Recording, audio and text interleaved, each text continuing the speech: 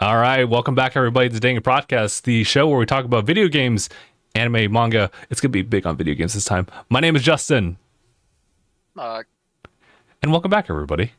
It's been 2 weeks, I believe.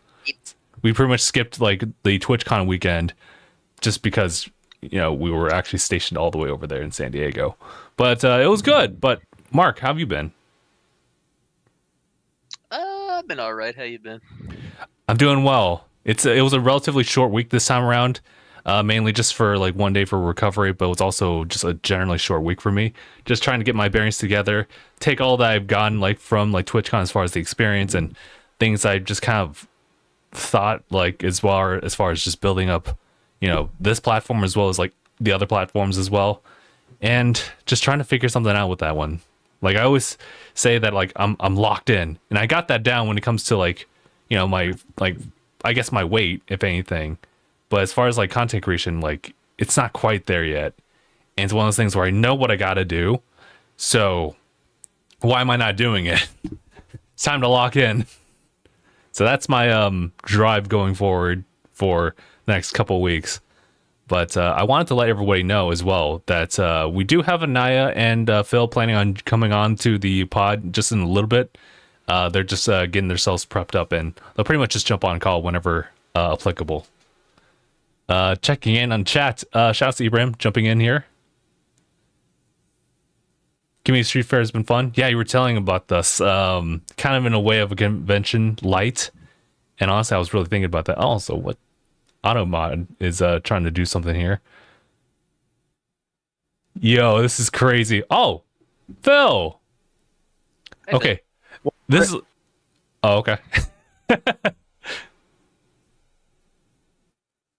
When you gestured it, it's a very powerful signal. I was going to say I was going to review the auto mod like with Phil, and so because he really just jumped in like last minute, but I guess I'll go ahead and say, why did auto mod highlight blue me? Yo, it's one thing if you use like a bad word. It's another thing if you use like a slur, but it's a whole other different thing when the phrase that you're going to like just check in on it's blue me. But yeah, I'll go and allow it. Sorry about that.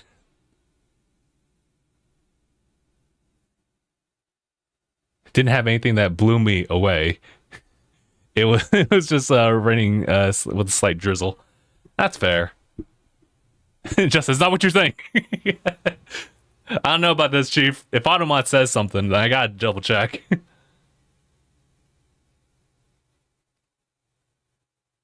Yeah, can we get a second check on this? It's like that old Teenage Mutant Ninja Turtles like live action where it's like coming to a conclusion, to a decision. I was just reviewing your article. Really? What was he doing? Coming to a decision. Crazy. Hey, at least Twitch is trying to be active about that, even if it's a little tweaked up a little too much. But yeah, so now we have Phil. Oh, I'm sorry, Phil's chair with us in chat. And we're now waiting for Aniyah. But essentially, what we're going to be talking about as he pops in here, I guess he wanted to bring in the pickups. That's what he wanted to do. I think I only have one per se. Yeah, I only had like the one, but it's the most important thing right now. But we'll talk about pickups for sure. We'll also talk about Tokyo Game Show. We'll talk about some other things that have been popping up, such as PlayStation 5 Pro, and as well as the 30th anniversary line pre-orders. That was happening, I think, around Thursday. Yeah, about Thursday. And any other life update stuff, including TwitchCon. I think once Aniyah jumps in here, we'll have quite a bit to say. But I want to say just real quick on my end that TwitchCon was it was pretty chill. I know that there was some weird stuff going on there, as far as like some individuals just kind of like jumping in the convention center, causing some people like some trouble. But other than that, as far as like my perspective on things, it's been pretty chill. Talking to like just the right people about like their particular interests. That's why one of the cool things about the convention was these they're not panels or anything. They're just kind of like open sanction, like community spot hangouts where it's themed for certain things. Like for like the indie and game development area, there was like a Capcom related one. I'm trying to think. There was an FPS one. So some really cool stuff as far as like trying to like build a community from there. But man, dude, I have to say, us as Tanuki Media or even my own brand, we weren't prepared. We weren't prepared to advertise ourselves. I was kicking myself because I have some Tanuki stickers from last year that we still have like quite a number of them left. But yeah, I totally forgot about that. So next year, lock in. Phil? I'm here. Good. We're live, right? Yeah, we're 100% live. Ty, hey! Hey! Ooh, that's good. Yeah, we're just checking in on everybody. How have you been? Tired, but I've been all right. Been okay. Okay. Progress has been made in the baby room. We just put up all the furniture. I just put up the curtains yesterday. Oh, that's right. And fixed up some of the electrical things like plugs and whatnot in there. Oh, okay. Yep, did all that, and then now it's just decorating time. And then once it's decorated, I'll post a picture of it. Oh, okay. And it'll look solid. I love the But so theme far, for it. it's Winnie the Pooh. So we bought red curtains to match the red chair. So like, get it? It's a shirt. Yeah. Yeah. Very nice. Also, sick shirt, by the way. I was gonna wear that same shirt, right? I was debating, but I was like, I was like, it's been too hot in a warehouse today, and I was like, I need to be in like sleeveless. Do they allow that? I hope they do. No. I meant like they do, but like I don't wear this to work. This is my nice one. Oh yeah. Yeah. Yeah, now we're like, even though we're like getting out of summer, it's still really warm right now. In our area, it's supposed to be 100 degrees next week again. Tight. Really tight. I love it. You love to see it. No, I don't. Hi, Mark. Hey, Mark, how are you? doing all right. How you doing? Good. That's good. Good. Guys, this is the last weekend of September. Wake me up. Right. When September. That's weird. We saw them play. They were still awake, though. They were so awake. Wide awake. I'm wide awake. Katrina made that joke. She was like, "How are we supposed to see them if they're supposed to be asleep?" So, I hate you. Hey, is that Aniyah right there? Yeah, that's Aniyah. There we go. No, it's Michael. Yeah, that was super funny. I was like, "Oh my god." We'll let the echo. Yeah, we'll let Aniyah figure that out. But just an FYI, Aniyah, just a little bit of bleeding. Aniyah, do you bleed?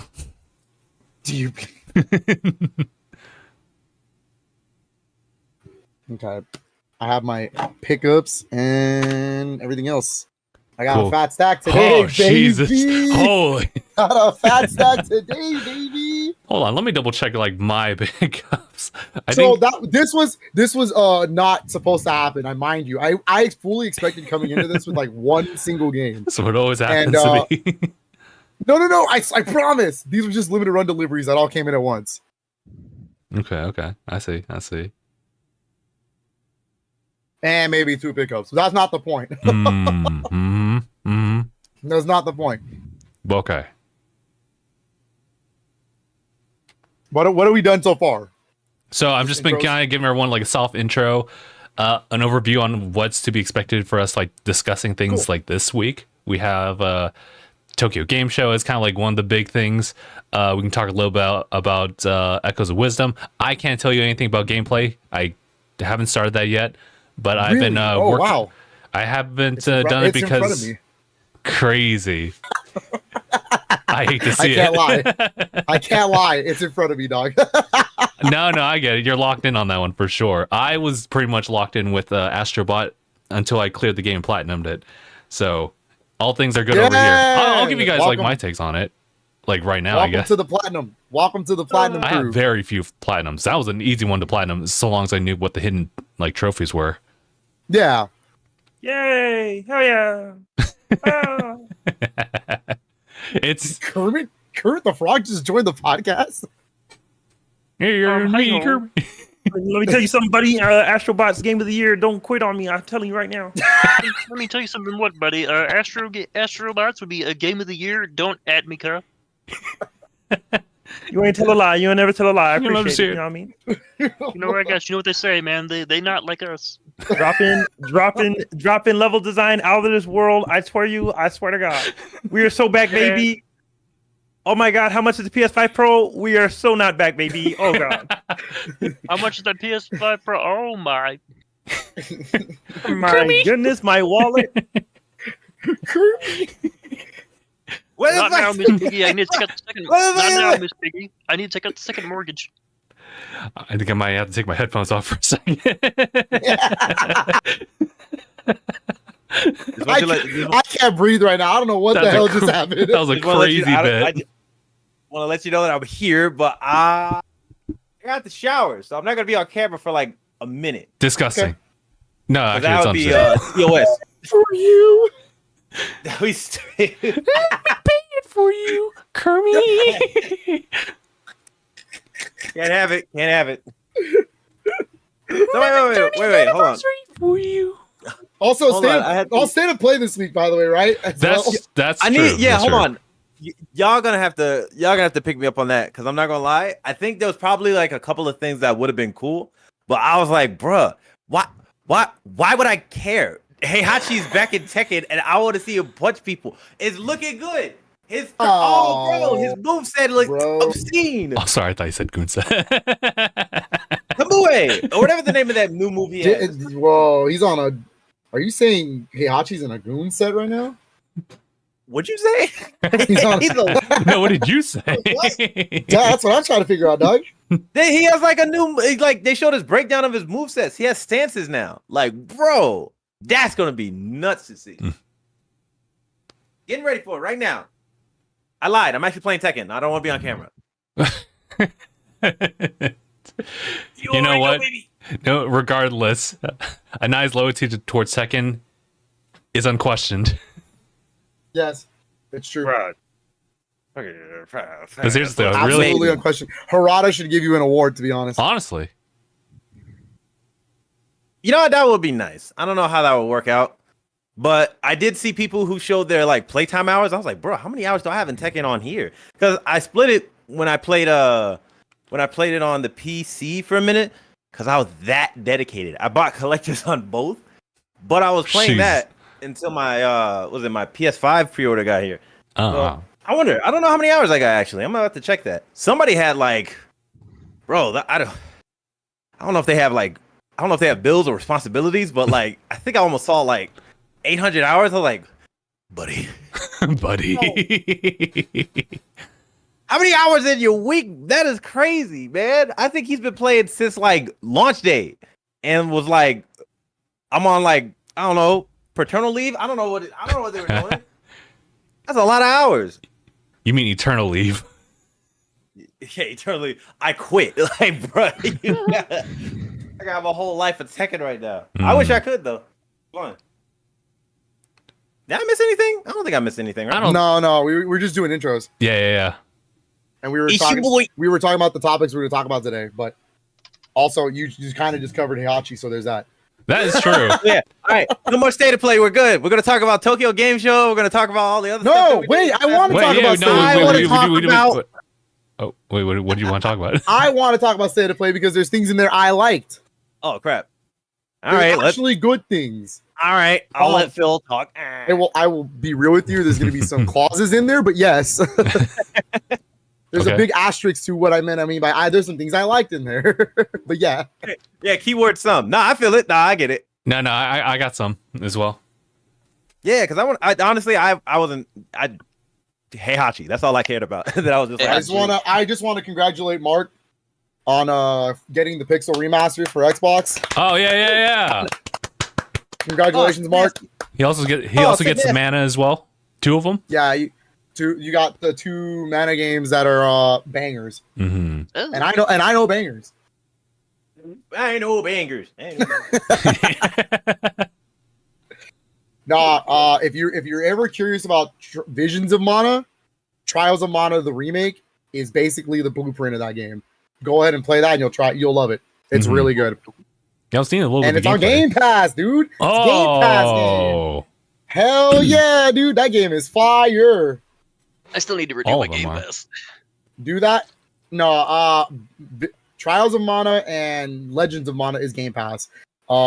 Visions is not a Game Pass game. Oh, right. And the Might 6 be one day. pixel remasters are not Game Pass. Damn. Almost got him. Square Enix ain't that dumb. They know you're gonna pay for it. So It's tough out here. You're right. because you don't have to buy all 6 at once. You can piece it. Like you don't have to. Oh, that's true. Yeah, That's it is actually pretty good. $80, but Collectively. yeah, collectively it's $80, but you can just get them separately. So it's like, I think the first game's only like $12 or something like that. Mm. Hey yo. Or you don't have to pay the $80. You don't even have to buy all of them. Just get the good ones.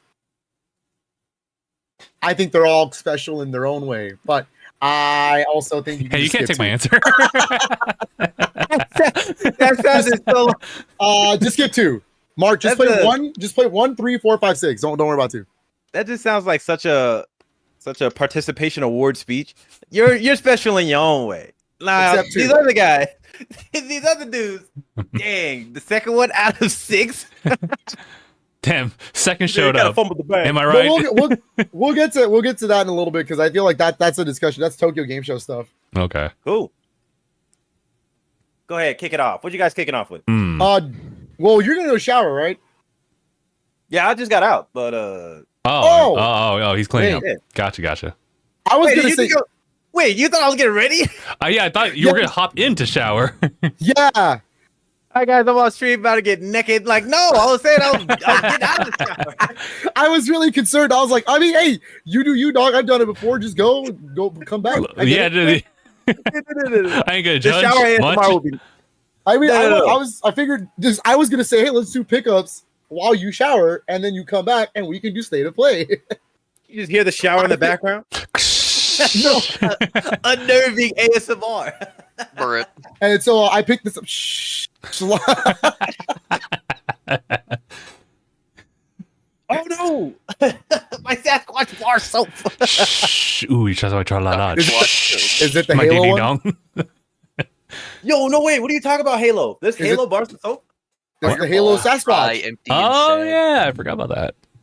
Can I just say, I haven't not watched the Halo show because I know I'd heard how bad it was, but I saw a fight scene from it, and I was like, that was incredible. Was That that- was lore accurate Master Chief done very well. Was that second season?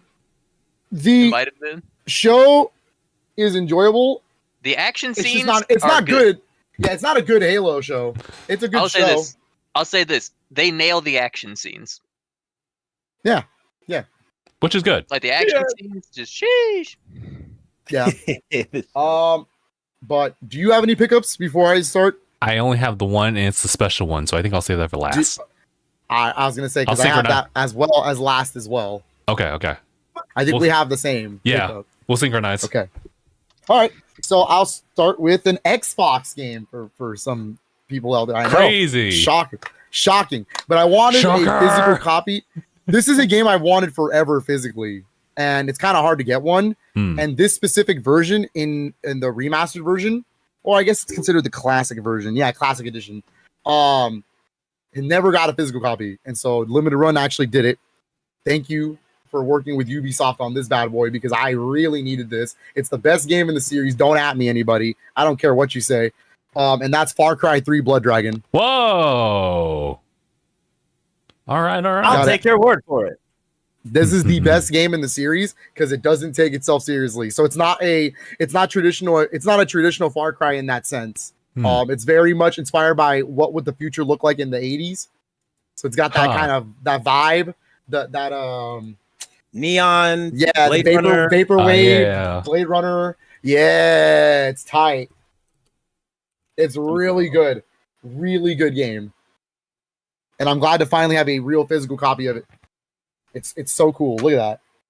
It comes with stickers. 80s looking stickers, bro, is so cool. So really typed out a physical copy of that. Next are all Switch games. Shocker to everybody. I can't believe you. Yeah. How dare? Oh, hey. Oh, there you go. Is it Wow, working? you took that priority real quick. It's alphabetical. It is What? alphabetical, yeah. Yeah. This next one, okay, so this one has a quick story. It's not long. Katrina loves to, she hasn't done this in a while, but she loves to go out of her way to find a game that she might deem as terrible and then buy it and then bring it over on purpose. This is actually common things that she does. I have Sonic 06 because of her. Thank you for that. I also have Pimp My Ride on PS2 because of that. You know what I mean? That exists. Somebody made that happen. What? Yeah, it was real. But this time she came in and guess what? The two games that she thought were bad, I already owned. Hey yo. Because she brought in Sushi Striker for Switch, and I was like, first party, All right. I have it. Yeah. And she was like, oh, so it's good? And I was like, yeah, just because it looks bad doesn't mean it's bad. And then she was like, well, what about this one? And I was like, Starlink. Oh no, that was like, it is mediocre, but I do own it. Bro, I do own it because the Fox stuff. True. That's So a fun way of we finding went the right back, game. and then she decided to pick something else. And now I was like, I don't own that. So there's that. And so I am a proud owner of. Because here's the thing: the game's actually not terrible. It's like okay. I am the proud owner of John Wick Hex. Oh, John Wick. Is that like a what genre? Is it like a platformer? What are we talking about? No, even better. Third person? No, turn-based strategy game. XCOM? Huh. Kinda. Yeah, I was thinking like for I was that, gonna say, it seems like it would be XCOM, but there's other. Yeah. turn-based, Yeah, you know, stuff. like Sure. like duck and cover. He's over here throwing pencils at everybody. You know That'd be that? You know crazy. that Tron Pencils. visual novel that just recently released? I don't know how recent, but you know which one I'm talking about? I don't think so. Not the visual ahead. novel, right? Yeah, the visual novel one. Oh, all right. You know which one I'm talking about? Yeah, I think so. Okay, the same developer. Oh, They made a visual novel, and then they made a turn-based strategy. What? listen, I just recently What learned is about the John Wick pinball machine over at Arcade Oh, Monster. yeah, Yo, The Stern one? Yeah, that one's cool. Hmm. All right. Next up, I did find randomly because guess what? This game is getting hard to find for some reason Hmm. on the Switch. Mhm. Amazon doesn't have a copy of this at all, and I don't know why. But I found it at a Walmart for $20, and I was like, for $20, I'm pulling the trigger. $20. And Yeah. that is SpongeBob SquarePants: The Cosmic Shake. Oh, very nice. What the? Wait, I wait, should wait. really I get. don't know I guess why I the should get those two physical games. copies are getting expensive or like hard to find. I don't know. Oh, I might have I to didn't start even- looking. I didn't even know about that game. I know about the Really? what's the rehydrated? You don't know about this Yeah. game? Nah. Okay, this might be up your alley, Aniyah. So, Battle for Bikini Bottom Rehydrated, right? That's the remake of the original game. Yeah. Okay. Mhm. That same team was given the green light to make an official sequel to that game. This is the official sequel. Oh. So this is a actual new 3D platformer in the same vein as Battle for Bikini Bottom. All right. I'm down And for it then. I heard it's really good. Like it's underrated. So I was like, yo, I gotta Just try thought. this. And Yeah, me also this too. is by Purple Lamp. And Purple Lamp right now just remastered. I don't have it. That's not one of my pickups, I promise. Hmm. But they just did Epic Mickey rebrushed. Oh, word. I see. Oh hell yeah. So yep. I would recommend this. I'm gonna play it soon. I want to. Hmm. All right. All right. All right, next up, I got a 2D 8-bit platformer. Oh, Some of them, those are always the fun ones. And this is called Bat Boy. oh yeah, that's right. Yeah. No limited run? Yeah, limited run. This is a 2D 8-bit platformer, kind of Mega Man-ish.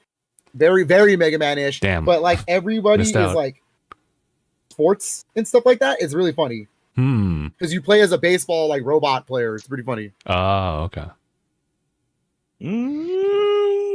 Next one is also another indie game from Limited Run. Justin, you might be interested a little bit in this one because this is actually a monster catching game that's actually got pretty good reviews on Steam. Okay. And I've heard that it's pretty comparable to Pokemon. It's even got online battles for some reason. And this is Coromon. I've heard of that one. Yeah, Mark, I'm sure you've heard about that one too. You say Coromon? Yeah, hold on. Yeah, not Digimon, Okay. but like They're saying Coromon actually is a Digimon. That's not the point. We'll cross Not that gonna- copyright when we do get there. I was gonna say, like, is Palworld like not in the midst of some nonsense right now? Coromon okay? We'll get there. And we'll get to that conversation when we talk about state of play. How about that? Oh boy. Yeah, Oh, boy. we'll get there. Don't worry about that right now. All right. That's gonna tie in. Don't worry about it. I knew that was gonna happen, and so I was like, wait, we'll talk about that. It's gonna be part of state of play because that's part of it. Yeah. I really missed it then. Yeah. Next one, Rogue Legacy 2. So a lot of So here's the thing.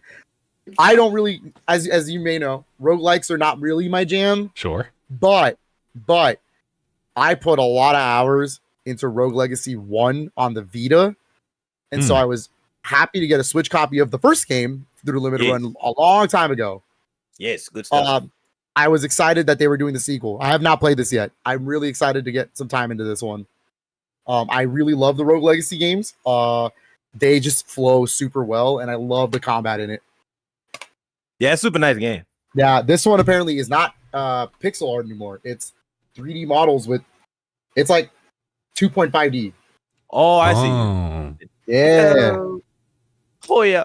Next one's cool because one of these games have never had a physical copy ever in its life. They're kind of old. Yeah, it is a collection. It is the Lara Croft collection. Not don't be confused. Don't be Don't get confused. twisted. This is not the Tomb Raider 1 to 3 remasters. Oh. Those are coming soon. I hope those come soon. I do have those pre-ordered. Okay. These are not those. This is actually a collection of the two top-down twin-stick shooter Lara Croft games that were. The first one was originally on PS3 and 360 arcade, and then the second one was PS4, Xbox One. So this comes with Lara Croft and the Guardian of Light, and Lara Croft and the Temple of Osiris. These are top-down twin-stick shooting co-op games. I didn't know they existed. They're really good. They're really fun games. When you say top-down twin stick, you mean like what game were we playing that was like that? What was was it like a good No, not trying. That's no. Think was it Diablo? What were we playing? Yeah, kind of like Diablo. They look a little like Diablo-ish. Yeah. Okay. But twin stick. So it's more like if Vampire Survivors you actually have to control the bullets. Oh wait, did you guys ever play Fury? Yeah, it's more like that. Yeah. Okay. Yeah, that's a good game. This is really cool because this collection only exists right now on the Switch, like in this form. The second game is on PS4, Xbox One, but the first game never got ported. So this is the only way to have both games physically ever. Oh yeah. So I'm kind of hyped for this. This is actually kind of cool. I'm excited to play Guardian of Light again. I've never played Temple of Osiris. Nice. So, this is cool. I love me some gaming good stuff. history. This next one is hilarious. I when Limited Run announced that they were doing this and it was a WayForward game, and I was like, okay. So I found out WayForward's not the developer; they're the publisher. The developer is the same people who did La Mulana. If you've ever heard of that game, no. But let me. But when I saw the gameplay, I said, "Oh my god, I have to have this in my collection because this looks so absurd. I need it." And one day I might stream this because I think this will be a fun game to do on stream. Because my name is Motion Man for a reason. And this is the Rose and Camellia collection. Yeah. This is 5 different games. Okay? And let me throw you the pitch. They're Japanese soap operas where the mechanic is that they're slapping each other. And it's Punch Out. So you essentially have to play the game with a Joy-Con like this. Like you have to dodge like this and slap.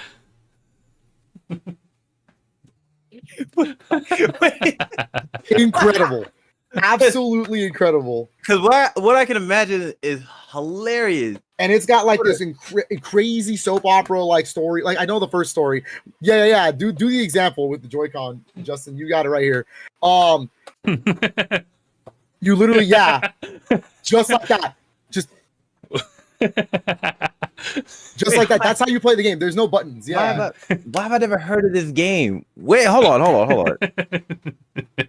No, that's and like the first story, like all I know is like something about like your husband died, but you were married into a rich family, and so everyone's trying to get the fortune or something. It's hilarious. I really need to play it.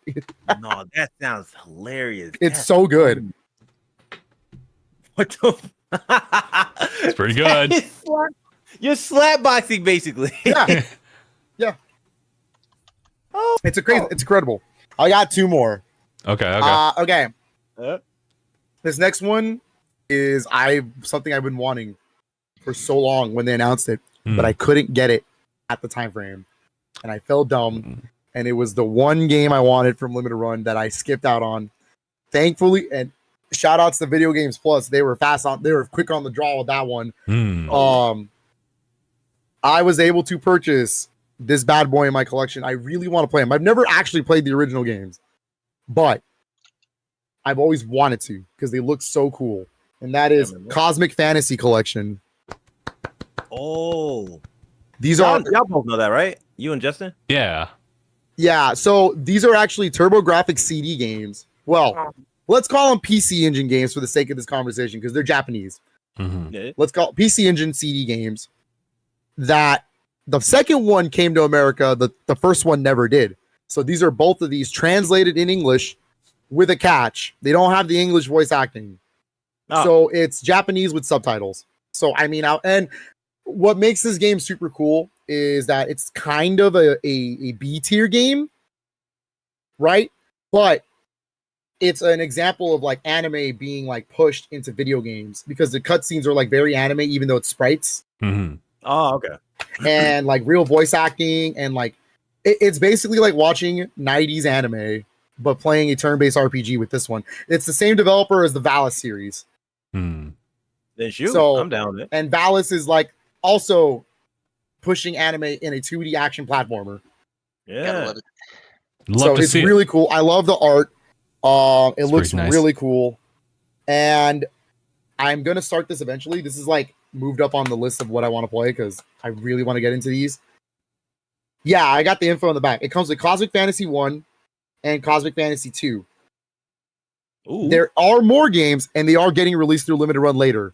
Cosmic Fantasy Collection 2 is coming out through them. Yeah. And that should include Cosmic Fantasy 3, Cosmic Fantasy 4 Part 1, and 4 Part 2. Really? Yeah, and that is the entire series for the first Yeah, I time like in America.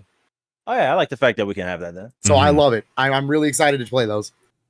And then the next one and the last one, and I know this is the big one. I don't know why we're hiding this because everyone knows we picked this up, but I know we both got it. This is The Legend of Zelda Ek Wokes of Wisdom. Stop. Okay, that's very fair. I didn't get mine yet. I gotta pick it up later, but that's Fair good. enough.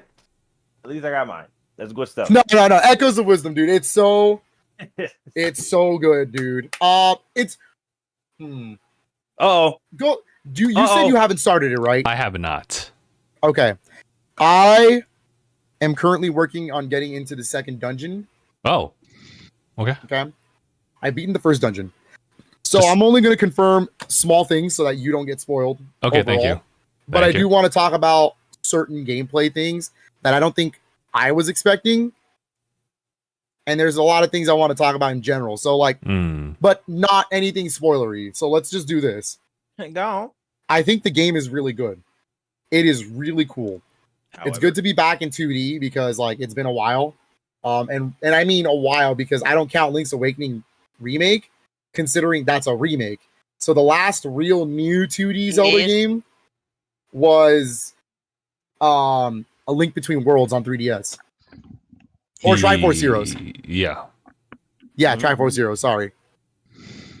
So it's been a while. And so this is cool. Something I wasn't expecting is how hard it is to wrap your head around the idea that you can't just fight like Link. I really didn't think about that circumstance. And there's a lot of times where early game where I was like, I only have this rock. I have to throw the rock. Like, I just have this rock. I don't have anything else. Like, and That is so funny. yeah, Yeah. and when they mean there's a lot of echoes to use, there's a lot of echoes to use. Which brings me to my first problem. The menu is like Is it very? it's Tears of the Kingdom's Yeah. menu, which doesn't translate well when there's so many echoes to use, and I'm having to scroll through everything, and I'm like, "What's a good situation here?" I was like, "Oh, that one, yeah, that works." Mm, You know what I mean? Like that's yeah. kind of cumbersome. I'm not gonna lie to you. And then another problem, and if I don't mention it now, I'll be remiss to mention it because I do think the game is good, and I think it plays well. It's all super good. It's just not Link. No. The overworld performance is even worse than Link's Awakening, and I don't know how they did that. Granted, the map is 8 times bigger than Link's Awakening, so there's that. mhm. But I will tell you right now that this game should have been capped at 30 because I cannot believe how unstable that frame rate is. It's pretty bad sometimes. You can see it. Like you're like, woof. Unstable. That's not Once good. again, let me be very clear.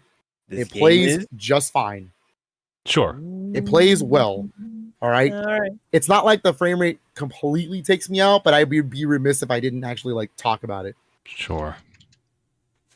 Because when you're inside buildings and stuff, it is a smooth 60 frames, no drops. When you're in a dungeon, nothing. So it's really the overworld that's chugging it because it is a massive overworld. I tell you right now, I was like, oh yeah, I'm sure I can clear a lot of this map. Nope, I'm only on the bottom left corner. Bro. I haven't done much, so I've been trying to explore a little bit. I can confirm that there are dungeons, like traditional dungeons. Mm. What I'm not going to tell you is how they get away with items in that game. It's pretty interesting. Okay. Yeah. Okay. Good stuff. But overall, yeah, it's Zelda. I will say one more gameplay thing. It's not as open as you think it is. Like the game deliberately gives you the necessary echoes to progress. I don't think there's ways to break the game as many people thought it was going to be. Mm. And I think that's kind of to its detriment because I really wanted to think like, okay, what can I do here and what do I have now? And how can I skip things? You know what I mean? Right. Yeah. It's not Tears of the Kingdom levels of breaking. That's what I was gonna say. Yeah, the people wanted that kind of agency. Yeah, well, they kind of touted felt it like that. Yeah. Yeah, right. It felt implied because of all the things It was implied. Yeah. I feel So it. it's definitely not that at all. Damn. I am currently, I think I'm close to the second dungeon to get there. I'm not done with it. So I will keep playing. Gotcha. But it's good. It's really good. It's definitely one of the best Switch games this year for me personally. I can tell you that right now. The music, oh my god, it's so good. It's so damn good. I mean, it's Zelda, so I expected nothing less. But Yeah, I will say boss fights are kind of cool. Because again, you're not Link. It's very untraditional. And I think if you can wrap your head around how to play this, you'll have a good time. And because it's so different is what's making me like it a lot. Okay. That's good. That's good. I mean, like, shoot, man, like being strategic and figuring out ways of using your echoes and stuff like that. Mhm. That's not I mean, like, that in and of itself is a good sell, especially where they had like what is it? Aren't you able to copy? I think that's one of the abilities you have. Like you just imitate enemies. something. Well, like what? Well, can you do that with enemies? I know you can do that with items. Right? Enemies are considered echoes. So if you fought this enemy for the first time and you kill it, you can use it as an echo. You can actually keep it with you as echoes. Now there's different situations. I'll just say that I have a moblin. Mhm. All right, I have 2 moblins. I have one that's like a sword and one that's an archer. If there's airborne enemies, why would I use the sword one? I'll just throw out the archers. Oh, they're cool. Oh, Stuff like that. Stuff like that. Oh. Also, you'll see a lot of 3D Zelda influence. It's interesting. It is a 2D Zelda first and foremost. It's like they took a lot of the 3D elements and threw it into a 2D game. That's what this feels like. There's a target lock. And I was like, why the hell do I need a target lock in a 2D game? Oh, that's pretty interesting. Sorry, I know we should keep going on, but there's one more thing. It's not locked to an 8-way direction like Link's Awakening is. It is free flowing 360 movement. Okay, cool. Yeah, I think Link's Awakening purposely does that because it's a Game Boy game, and that if you were to break the movement, I feel like you would break the game. So that makes sense. This one doesn't have it. It's all free movement, and I never thought having a dedicated jump button in a 2D game would feel so good. All I do is just jump around. I'm not even kidding. It's so fun. It's so fun. Good. But yeah, I like good game. All right. So let's see. What are you guys trying to hop on to discuss now? Do you want to do it in order? State of Play, then Tokyo Game Show? Yeah, let's do that. Sounds good to me, Bucko. Okay. Okay. How about this? We do State of Play, go into PlayStation pre-orders. Yeah. All right. And then go into Tokyo Game Show in that order. All right. That sounds good. All right. Tight. Do you have the list of State of Play ready? I do not, but I shall bring it up. I have the little list up. It's like off the PlayStation blog where it shows everything that was that's what I was thinking revealed. of. Yeah. Oh God, I just checked chat. Abraham, God no. You know what's funny? Let's not ever mention Balan Wonderworld in front of Katrina. I don't have that game in my collection. I don't want that game in my collection. I feel like she would purposely get me the Switch version, and which is the worst version.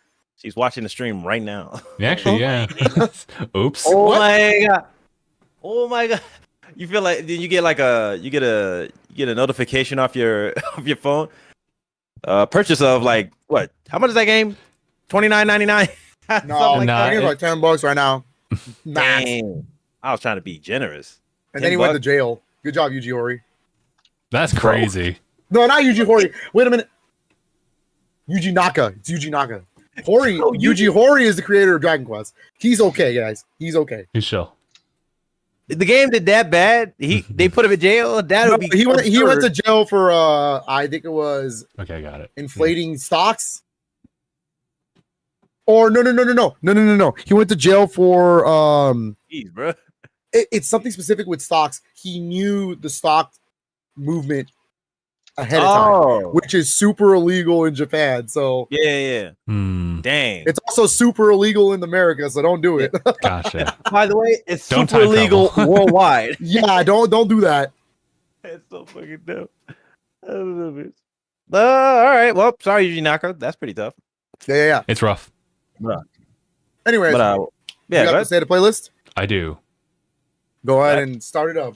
Cool. So I think this State of Play was pretty smart. They started like with the obvious hit, which is Astro Bot. They pretty much just dropped additional speed levels in, as well as some additional bots from other titles that we are familiar with. Good. It was that was a good way to start the show because I mean Astro Bot is the big game for them this year. Mm-hmm. Other than Helldivers 2. True. I think those have been the big two successes for them this year. And starting with new content, letting us know ahead of time we're gonna get this content in the fall. Which is next month. Like it starts right now. It falls next month. Yeah, it falls only like the end of this month, October and November. So soon, very soon.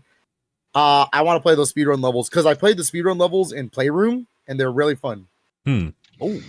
And so I want to play them here and see if I can beat your guys' time. Damn. That's all I care about. Damn. I only want to be ahead of you two. Oh boy. Okay. No power outages happen over here, Phil. So I will be number one. No power outages is crazy, but valid. Whatever, dog. I got the platinum first, so I don't care.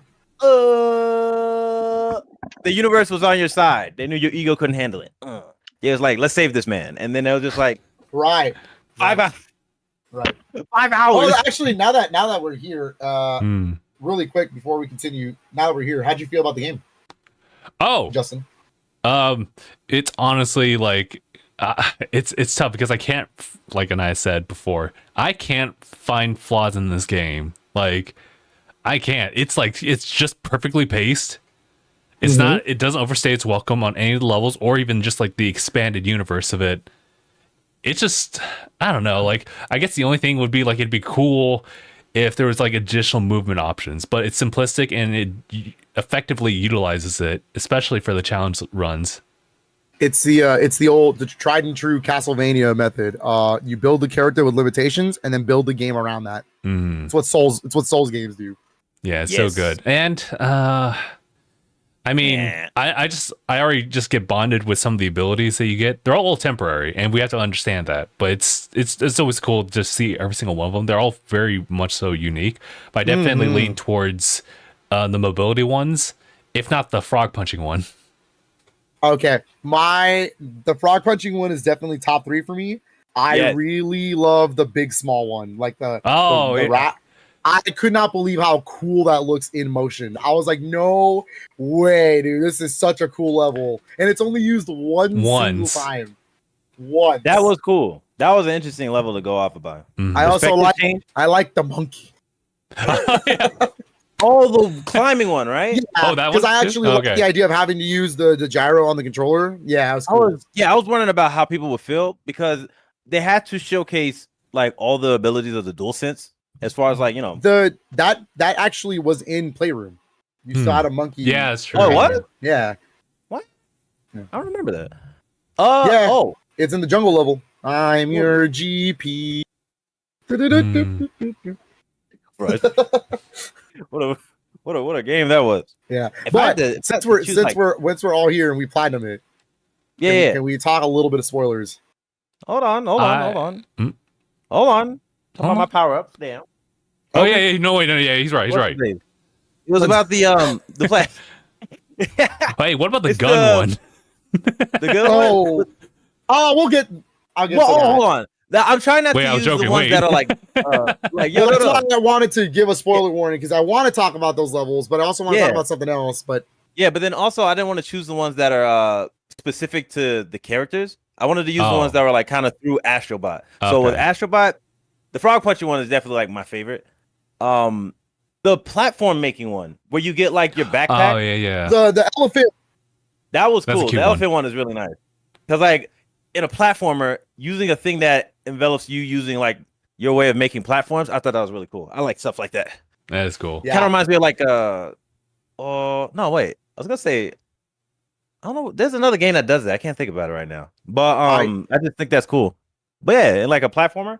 The next one, my favorite one, it probably might have been I just like the dog one was fun. Yeah, doggo and chicken. Those are awesome. Yeah, the mobility ones where it's like you get one that hits you forward and the one that makes you go up. Yeah, one vertical, one horizontal. That's cool.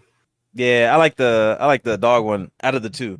But honestly though, sure. With the level specific ones, when they start going off of like the IPs that you get to go on levels for. Oh yeah. Okay.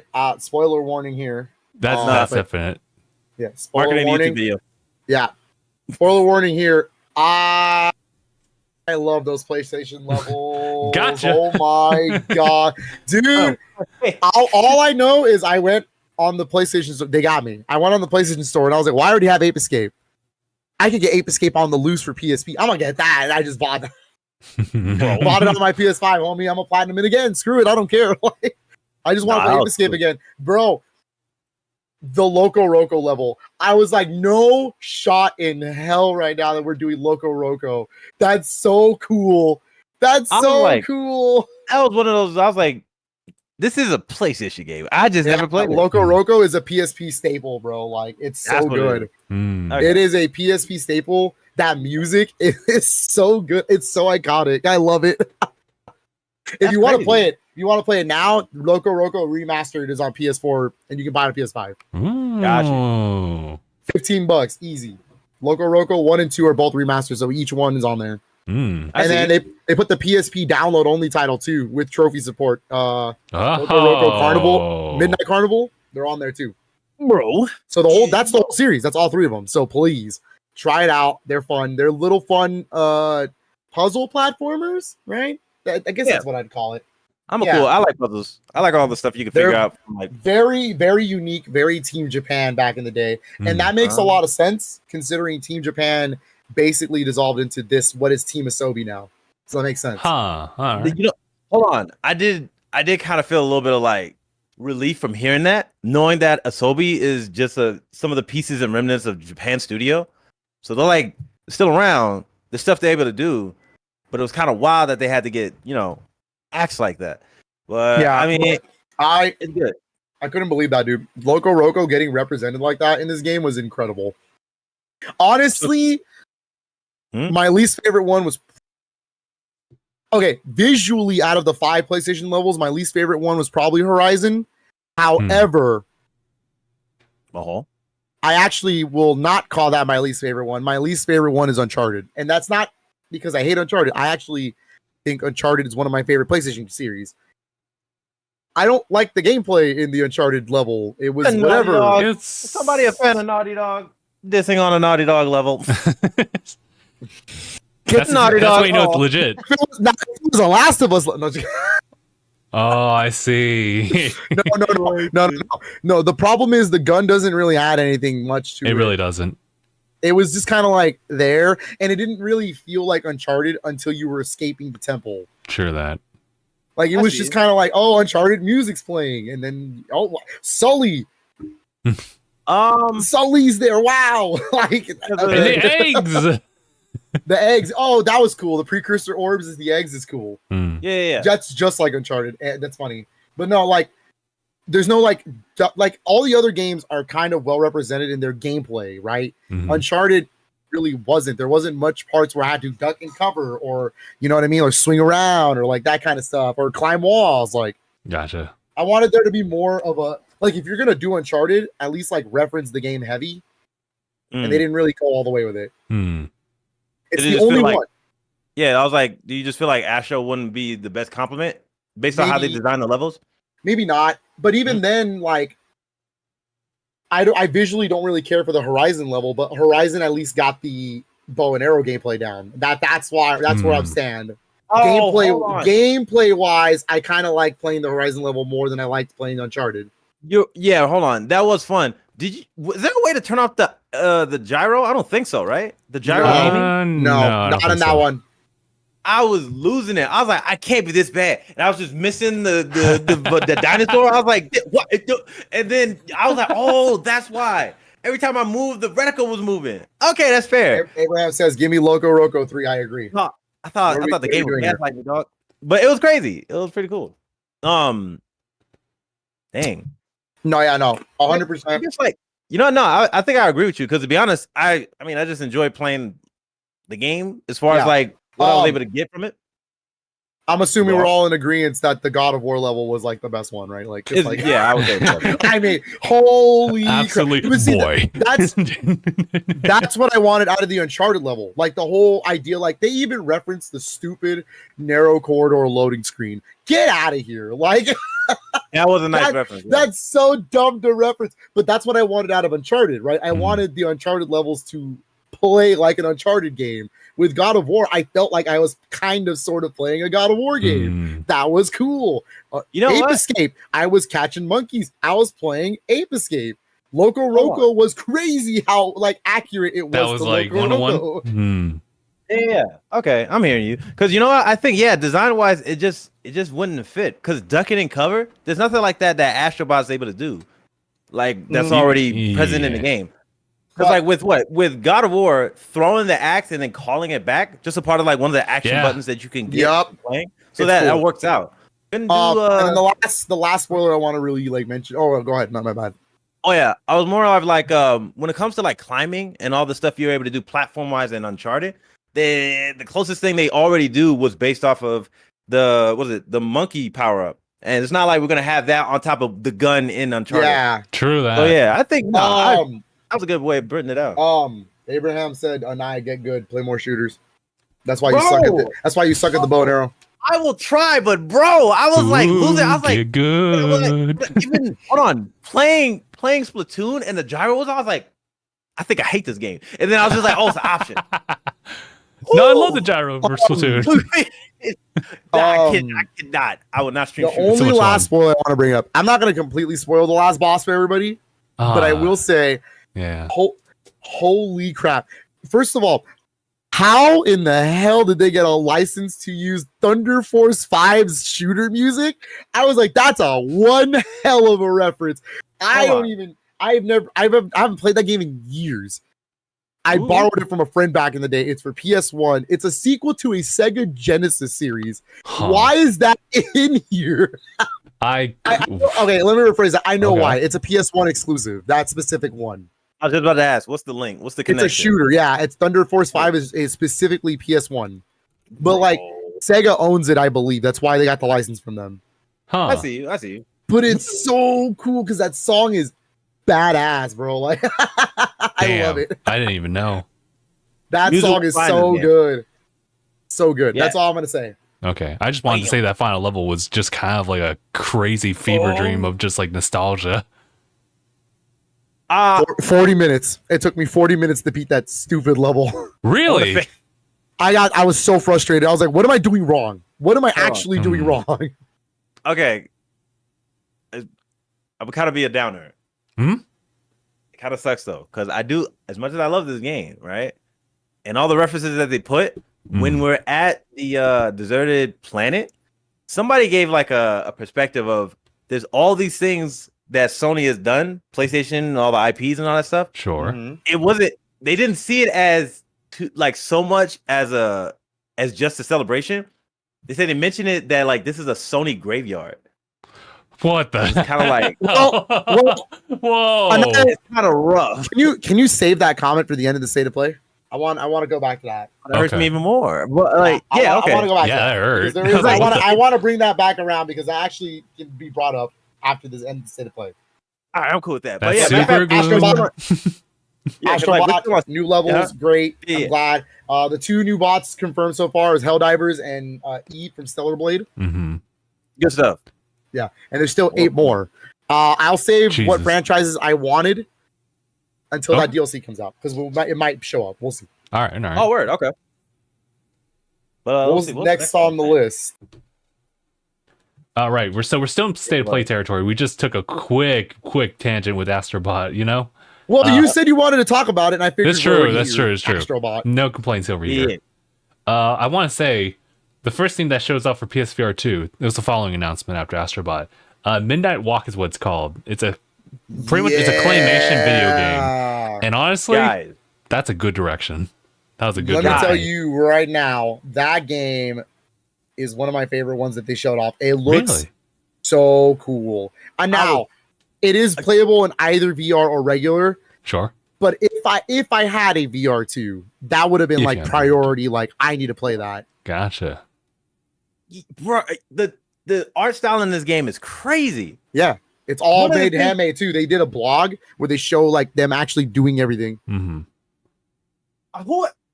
There's always I something need to know like what you jarring want. about like claymation like models, and to make that into kind of like this horror-esque theme, I think it works out very well. Very Tim Burton-esque. Very Tim Mm. Burton-esque. I was like, hold on. Yeah, The fact that or the Coraline. character- Yeah. Oh, The fact that yeah, this yeah. character has like those, man, the color schemes in this game, all these like rustic, like or just like dried out. What are they like? Clay or tree bark? They kind of give the Yeah, feel that they yeah. are. A little bit, yeah. Oh, that's cool, bro. Yeah. That's cool as hell. Midnight Walk. I'll keep my eye out on. Mhm. It looks I'm cool. buying it. And I I like want to get a thinking- VR2 just to play that game. That's how good that Yeah. game looks. Mm. Yeah, honestly, I thought about the same with what was the game with the mouse? Is referenced in Astro Moss. Oh, Moss. Moss. Yeah. Moss. VR But game- I want What? to. Okay, I will say book two. Sorry, Moss book 2 is on VR2. So I kind of want to play it on VR2. So maybe, hey, look, you're getting me closer and closer to saying I got to pull a trigger on it. But the fact that it's taken 2 years is kind of bad. Yeah, it's not It's rough out their here. biggest focus here. because I'm getting close. Because like hey, I'm almost like 10 games in my hand that I think I can count. So Okay. I always say 10 games before I can buy a system. Mm-hmm. Yeah, but honestly, Midnight Walk definitely on my radar. Yeah, it looks cool. Now if it's in my wallet, we'll see. We got to see how that works. And then next This on the one list, will probably be in your wallet then. Hell is Us is the next one that I have here. yeah, that's an Aniyah ass game right there. Have you seen it? Yo, hold on, wait. Yeah, like take a quick look at that trailer. I'm Yeah, like, whoa. that game is 100% an Aniyah ass game, and that's exactly what I said too when I saw it. I was like, oh, he's gonna be all over this. Action adventure game, yeah. This whole delivery Action adventure, Souls like. Like just say less. But I actually have a little bit more details about that game. Apparently, it's a game with no direction. Like you literally are put in the game and you got to figure out where to go. Good luck. Nice. And you have to talk to NPCs and understand what the hints they're giving you to understand where to go next. That's one of the big things I love about games that just give you agency. It's like it's your fault. It's your fault you mess up, and then you better do a trial and repeat and see what you can fix about that. I love stuff like that. It looks cool. Hell is Us next year, right? I believe. Was that 2025. Yeah, nice. Yeah. Until further notice. Oh, that's cool. The next one we have is Arcade Chronicles. It's also coming in 2025.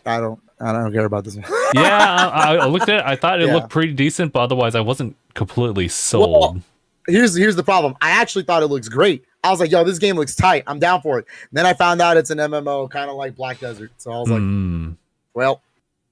I think it's also a sequel to another game. Another MMO, yeah. Right.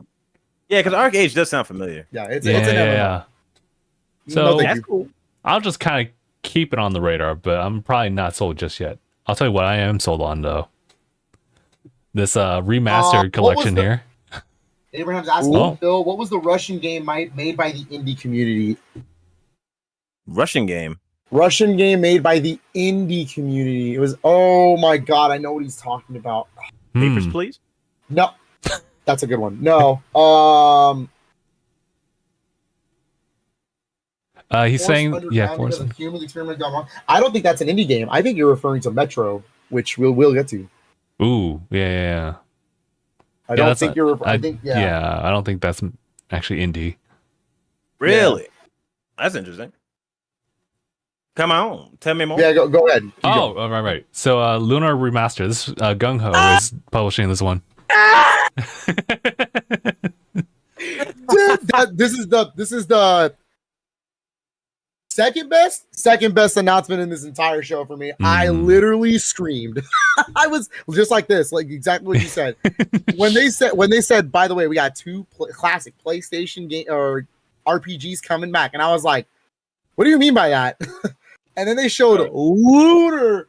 Of all the games in the world right now, Lunar Silver Star Story and Lunar 2 Eternal Blue, I cannot believe they're getting remastered.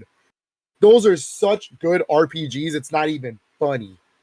It is not even funny. Those are fantastic. Okay. Some of the best turn-based RPGs you'll ever play. And the really absolute anime cutscenes. Like, oh my god. Yeah, the thing was saying that it had like improved visuals and a host of quality of life changes. Improved visuals is more along the lines of like HD 2D, or not HD 2D, but like pixel remasters is the best way I can describe it. Mm-hmm. Oh, like what they did with Final Fantasy or Triangle. No, because it's HD 2D. No, like I'm talking like it's just sprite based. They're just making it widescreen and making it run a little better. That's all. Oh, this is so I looked into it. This is the same team who did the Grandia HD collection. So yeah. I had to do some background checks on that too. So it's like I'm seeing a pattern on them. I also want to confirm Lunar Remastered is also confirmed for its PlayStation 5, PlayStation 4, Xbox Series X, and Switch. And they did say it's getting a physical copy later. I'm gonna tell you guys right now, it's probably limited run. they did Grandia, so I just assume. And this is the asterisk where I said I like some of the things in here. I'm gonna get this on the Switch. I'm not gonna lie to you. Of course. This is not a PlayStation pickup for me. I'm gonna play RPGs. I'm gonna get it on Switch. Sorry. I get you. Yeah, I think it'd be easy to have that. You could clock in more time carrying it around. Exactly. True Exactly. that. Oh. All right. What's next on the list? I'm just glad they're alive. That's all. Lunar's a series that's basically abandoned at this point, so it's cool to see it come back. I see. Damn. Also, yeah, I was looking at the PlayStation blog, but there was a couple other things that they were announcing like chronologically just through the actual staple that isn't like posted chronologically there. So Yeah, I see. yeah, because next would have been Turtles, right? you know what? I think I skipped one. Metro VR. Yeah, I think I'm looking at it right now. So Yeah, Metro VR. I'll just go time 2 on this. Oh, actually, no, I'm looking at Hell's Us. I gotta Hey, go Abraham, for I got it right. Abraham says, Phil, you're right. It is Metro Last Light. Got you, dog. that. Okay, yeah, and now I'm seeing Metro as well. All right. Ooh. So Metro Awakening is cool. Again, a game I would be super down to play if I had VR too. I like the Metro games. I have them on Xbox, but I have them. They're very cool. I like the Metro games. I've only played the first one. I've not played Last Light. I played 2033. And yeah, it's really cool. I love the setting. The story is really interesting. Metro and VR sound scary, but I'd be down. Yeah. Yeah. That'd be And nice to then look at. another one we kind of skipped was Palworld getting announced and just dropped on the PlayStation. Yeah. Okay. So what good timing? Crazy timing. They dropped it day of. Palworld is officially on PlayStation 5. All right. I do want to mention that this is only in every country except Japan. Japan did not get it day one. Their version is exactly. Yeah, it is delayed because of the lawsuit, which is funny. Here's the thing. All I'm going to say about the lawsuit, because it's iffy. It's back and forth, very iffy. Nintendo. I'm not trying to like completely be on Nintendo's side because I do think Palworld is different enough to where I don't think this should be happening to begin with. But Nintendo's usually not the one to start a lawsuit unless they have actual hard evidence. Oh. Unless they actually have a real case to start, because that's a lot of money. Because this is coming from both the Pokemon Company and Nintendo. Both of them. So it's a joint lawsuit against Pocket Pal. So hold on.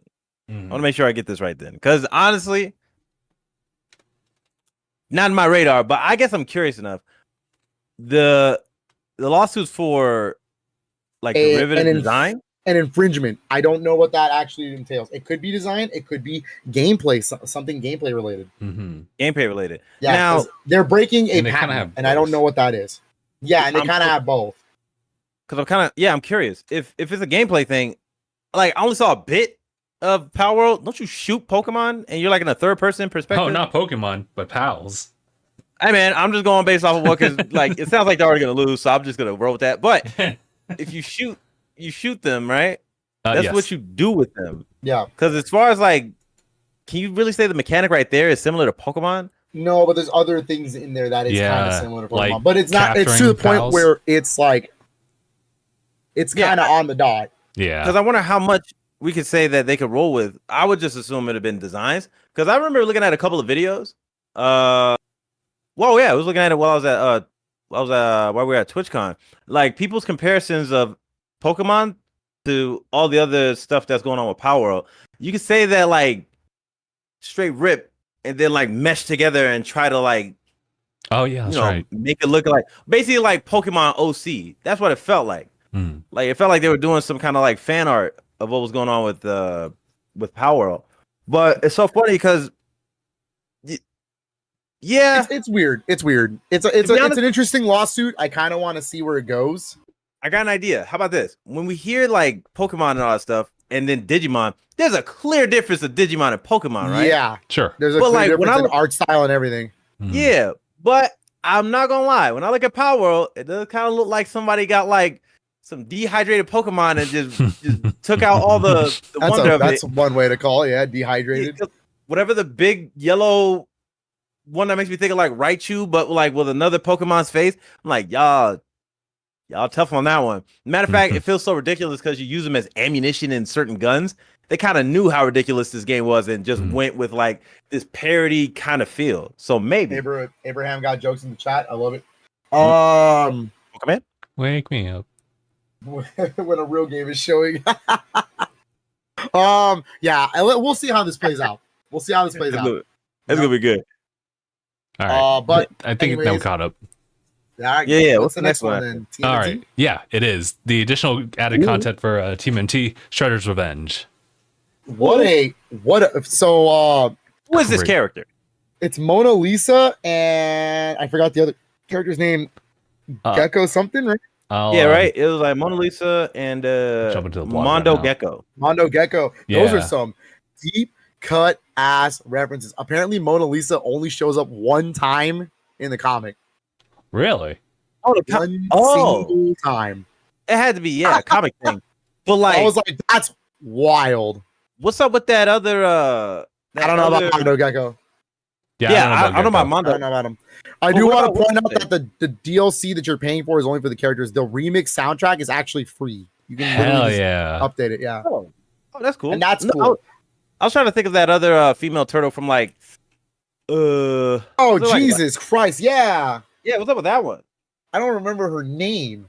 Was it because she was like too blue or something? Because she basically looked like a female Leonardo. Yeah, she's basically a female Leonardo. I don't remember. Dang. Tough. I don't.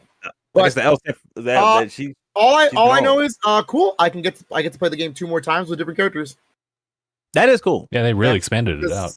That's how I played through the game. I beat it with every character on purpose just to get different gameplay styles. Yeah, I have to play it. It's short enough for me to do it, so I was like, cool, I'm down. Yeah, I have to play it. Sick that those are actually already out. So very nice. Good stuff. Good. Now let me just go ahead and then skip ahead to the next thing, which is actually Sonic Cross Shadow. That's also another thing we should kind of talk about. The whole Sonic Central. There's stuff to talk about there. Yeah, like what's Shadow. So anyway, this Keanu Reeves. yeah, the add-on, right? The add-on is actually pretty interesting, right? Obviously, we already know about the game Sonic Cross Shadow Generations. What they didn't show in Sonic Central was the add-on that includes the Sonic 3, voiced by Keanu Reeves, Shadow, playing a new stage that's going to be featured from Sonic 3. From the movie, yep. From the movie. So that's so cool. So I'm wondering, is it specifically only that level that Keanu Reeves plays in, or do you get to play the entire like Shadow stuff as Keanu Reeves? You play this DLC? Good question. Because I would be kind of down. I'd be kind of down to do that. I'm not gonna lie to you. That's kind of funny. I wonder. I mean, I wonder. That'd be nice to give him like some quality of life with that. It's really funny, but how many lines did you record? Also, what a time to be alive. Generations, a remaster / remake with new content is getting DLC. What a time to be alive, dude. Generations fans, eat up. That's me. I'm Generations fan. I'm Generations fan. I'm a Generations fan. That's one of my favorite Sonic games. So wait a minute. Does this have what's going on? What's going on? The Generations with the overworld where it's like in the white background and everything, right? Yeah. Okay. Same one. Because you showed us that game, when we play this, is people gonna have an issue with like it's not locked at like 30, right? Because I remember that being at 30. I believe they haven't confirmed anything, right? But if we go by track record, the Switch version is going to be locked at 30 frames. Every other version should let me rephrase that. Let me back this up a minute. The Switch version should be locked at 30 frames, and so should the PS4 and Xbox One version. The Series X and the PS5 version should be 60 frames. Okay, I see. Mm-hmm. Yeah. Incentivize people to get like put them on the bigger consoles, I guess. Yeah. Yeah, kind of. Man. I mean, I'm personally trying to get it on Switch because I know that I'm guaranteed that for the most part, the generation, like the original stuff, should run just fine. Those games were 30 frames on 360 and PS3. Mm. What I'm not so sure about is the Shadow content, because that is basically Frontiers 2. True. Do you want to put it on Switch? Kinda. The hub world is basically Frontiers. Damn. Sounds like we're gonna have to put that on. So I don't know exactly how that's gonna be. I mean, I played through and beat Frontiers on Switch. It was fine. It wasn't amazing. You know, it maybe impacted a little bit of my enjoyment of the game, but it was okay. It was Serviceable. Fair enough. Yeah. What do you mean? Let me see. Yeah, it looks good though. Keanu Reeves, yeah, John Wick, Keanu Reeves. Everybody loves it. Yeah. I just love chaos control. I was like, good stuff for that guy. Dude, when he says that line, I'm gonna scream. It's gonna be like crazy. In any case, wait, what's next on this? The next one's actually talking a little bit more about Fantasian, Neo Dimension, I believe. Wait, what's that? I don't know what that is.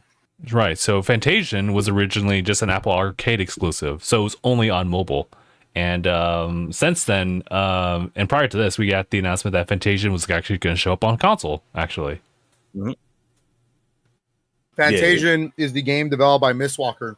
The director is Hironobu Sakaguchi, who created the original Final Fantasy, and the composer is the one and only Nobuo Uematsu, who is the composer for most of the Final Fantasy games. So, Mistwalker, I'll give you some names or some games they've developed in the past. The Last Story for the Wii, they've developed Blue Dragon, they developed Lost Odyssey, they developed there's one more I'm forgetting in there and I can't remember it. I'm sorry, guys. But yeah, the Mistwalker was funded or was created after Sakaguchi left Square Enix. So the fact that he's back with Square Enix to publish this game on consoles is kind of like full circle moment. Very nice. So it's pretty cool. The one thing I got out of this is that we already kind of knew it was coming to PlayStation already. It's also coming to Xbox. I will say that after this state of play, they confirmed that Fantasian Neo Dimension is getting normal retail physical copies. So you will be able to buy it for Switch and PS5. The Xbox version is not getting a physical copy. Yikes. So, but it is download, so you could play it. That's true. And what makes this game really cool looking, Aniyah, is that the world, the actual world itself, the setting, it's made out of claymation. It's all made out of sculptures. You can kind of see it too. The game has 3D models, like normal animated 3D models, but like they're running on top of what is actually scanned into the game. Very nice. No. And it was basically the best Apple Arcade game possible. But now they're bringing it to console. So, because that's what people have been wanting since it's been out. It's a really good turn-based RPG. Very nice. Buff it up. Yeah. Good. So I'm excited. I don't know if I'll be able to pick it up day one, but since it's retail, I can wait a little bit. That's true. So as far as I understand, it's coming out in December, right? Otherwise, December. Yeah, we'll say December. Same day as Indiana Jones, December 5th. No. Yeah, no, December 5th. Yeah. Absurd. So Xbox players will probably not play this, but hey, everybody else will. Hey, that's funny. Well, Nintendo got nothing in December, so it's all good. Jeez. They really don't? I mean, Fitness Boxing 3. There you go. That's the same day too, actually, now that I think about it. On the same day? What's wrong with these people? No, don't worry. We just pretend that one doesn't exist. Fantasian's the real game that day. Okay. If you really want to count, though, it's actually 2 weeks after Marvel vs. Capcom's physical release. So. Oh, bro. Yeah. Fair enough. But I'm excited. Fantasian looks cool. Here, let me go ahead and drop this one real quick. Dragon Age Veilguard is the next one they announced. We have the release date already. It's October. Yeah. And just showed a little bit more gameplay. It looks fine. Yeah, I haven't really kept track of this one, but people have been saying it's really good. Dragon Age is a series where I can't just watch it; I have to play it. Yeah, because I like Inquisition and I really liked Origins and the Awakening. So it's a good series. I'm not even mad, right? They kind of showed it off a little too long, but you're right. They wasted a lot of time with this one. And it looks good. I mean, the thing is, Dragon Age is a game, like I said, you got to play it. You got to actually have it in your hand to understand why that game's actually fun. Because if you just look at it, it looks generic as all hell. Fair enough. I was like, yeah, to be honest, more or less, I wouldn't be too picky about. Also, BioWare's studio is basically like depending on this game. So True that. let's hope they actually get Hope for this the one. best. Just throwing that out there. No pressure. Wow. No pressure Ba- whatsoever. Basically, the last 2 games they released were both flops. So yeah, Mm. What they release? Mass Effect Andromeda and Anthem. Who tells them to do this? Who's the producer? Who's the boss? Because before that it was nothing but hits. It's all the Mass Effect trilogy, the original Yeah. Dragon Age games. Mhm. Like they were doing bangers. Jade Empire is a game they made. You know what I mean? Like, Mhm. Dang, it took 2 games to didn't knock them out the box. Weren't they the developers of Star Wars: Knights of the Old Republic? Something like Ooh, that. couldn't tell First you. one, the first one, not the second one. Mm. Couldn't tell you. Second one's Obsidian. I could have sworn BioWare is the developer of the first game.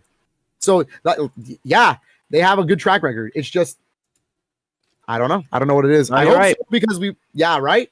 Yeah, it was Aspire, Good job for BioWare, me being a nerd. and then Obsidian Entertainment. Yeah, you're walking encyclopedia, dog. Anyways, When did yeah. the clock tower come out, bro? Anyways, yeah. I hope so. I hope the game does look good. It really does look good. I personally, for my own taste, there's a lot of games coming out around that time where I'm not going to be able to pick it up. It's tough. Yes. It's But I tough to do be an want to October play. game. I do want to play Dragon Age because I do like the other games. Dragon Age has never failed me. So Can't fail now. Ain't an Yeah. option. They this don't is have only any the 4th options game here. in the series. So Man, that's tough. I didn't realize. and they got knocked out. Inquisition won Game of the Year when it came out. So Oh, bro. we might be looking at a potential Game of the Year candidate. That's what I'm trying to say. Hmm. Really? So yeah, Ah. I mean- this series is that big. Yeah, looking at it, it looks fun. Yeah. Because I've never played a Dragon Age game. So Yeah, same I here, don't actually. know. It is Well, really I good. mean- You might enjoy it. It is really good. All right. Action. Oh, yeah. It But comes out on Halloween. Okay. Hmm. Yeah. All right. Ooh. all right. The only thing What's scary next? is the expectations. Well, that's rough. I didn't realize they were doing that. I didn't realize they did Anthem. yeah. I almost kind of forgot about for that. $10. I bought that Nice. for $10 brand new, sealed. Yeah. And then It's a very expensive looking coaster. And then I realized to myself I could have spent that $10 on a burrito and I probably would have had more fun. Oh, You would've yeah, I spent it remember on that a joke. You spent on a little season and Who still said had it was- some there. Who said it was a joke? I was serious.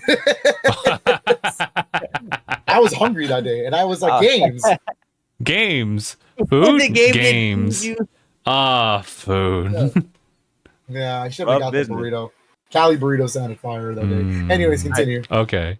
We got the Alan Wake 2 expansion, The Lake House. I Just still need to play share Alan it. Wake 2, but Mm. that's a cool DLC. It is a Control crossover. Mm. That's what that is. The Lake House is from Control. So I'm really interested to see how that plays out. Bro, That's also October, So by wait. the way. how many games are connected with Alan Wake? Like this Control and what else? It's they call it the Remedy universe. It's Max Payne 1 and 2, not the third game. Well, I'll tell you how that's connected in a minute. It's really dumb. But it's Max Payne 1, 2, 3. Let's call it that. Mm-hmm. Alan Wake 1 and 2, Quantum Break, Oh, and well, Control. Iceman. Got you. and Okay. and Control. Anything Remedy makes basically is connected to it for the most part. Wait. Wasn't it Max because- Payne is only connected because they're considered novels that Alan Wake wrote. That's what it was. That's wild. That's the only connection. Mm. He didn't write 3 though. Other than that, the other 3 IPs, Alan Wake, Quantum Break, and Control, those are all connected in ways like that actually Like tie universe? into the universe. Yeah, Mm. Okay. and I think if you're on Xbox, you can play them all because Quantum Break is still exclusive to Xbox. Yeah, something what? like that. Mm-hmm. Oh, It's published by Xbox. I- A very good game, actually. That's one of my favorite Xbox games. bro. I've never played any of these games though. Like the track record for Alan Wake, I never hear anything bad about it. Like, Oh man, not even- Alan Wake 1 is so good. I still need to play 2 because I like the first one so much. see, okay. Great games. I still have not even played Control, and I have it sitting there. Hold on. I need to play Control. I know. Oh yeah. Yeah. Was it on the Xbox? I have the Xbox Series X version. Yeah. Dang. Wow, Remedy, huh? The fact that these games, like Remedy's especially Control and Alan Wake 2, kind of just popped up and then just took like spots in Game of the Years, like for the release period. Yeah, Okay. that's very telling. It's just interesting because Remedy's always been good. I mean, Right. for Christ's sakes, they made Max Payne 1 and 2. Those are classics. That is So cool. Remedy's always been this big developer. It's just no one ever gives them their due. I don't know. Mm. That's strange though. But then also, hold on. Hopefully they never have a bad game. They don't want to like BioWare, but bro. I mean, I think right now they've only had one, but it really wasn't their fault. They were trying to make the single player campaign to Crossfire X. Oh, Remember that? yeah, I remember That was a thing.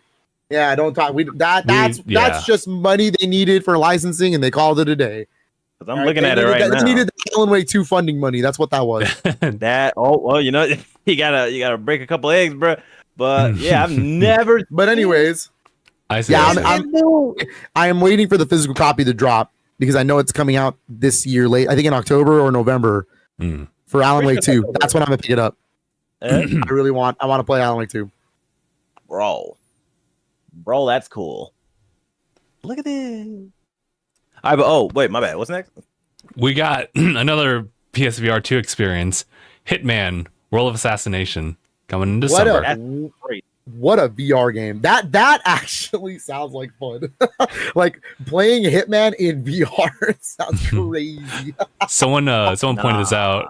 The fact that it's all like free hand motions, but there's like this moment where you're at the beach and there's like this big guy that you're gonna try to do a strangle chokehold, and you just like do this, and then because the proximity is just like Yeah, it was super funny.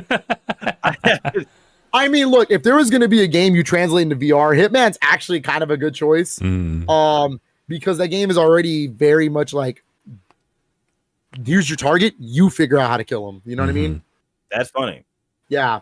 Hitman games are fun. I haven't played a lot of the recent ones because I've just so many games out there. Sure. But I played a lot of the classic ones, and yeah, Hitman's great. Mm-hmm. Nah, that was hilarious. I'll give it a shot next year because saving up for VR 2. I'm not gonna. 600 baby. Ooh, brother, ooh. Crazy. $100 more. You can just get a pro. That's a fair argument. Like money, man. We'll get there. Poverty. What was the next announcement? Right. We got another remaster actually. Legacy of Kain, Soul Reaver 1 and 2 remastered. Oh my god. Okay. Oh, bro, I thought you set me up for the other one, but go ahead. No, we'll get there in a minute too. But that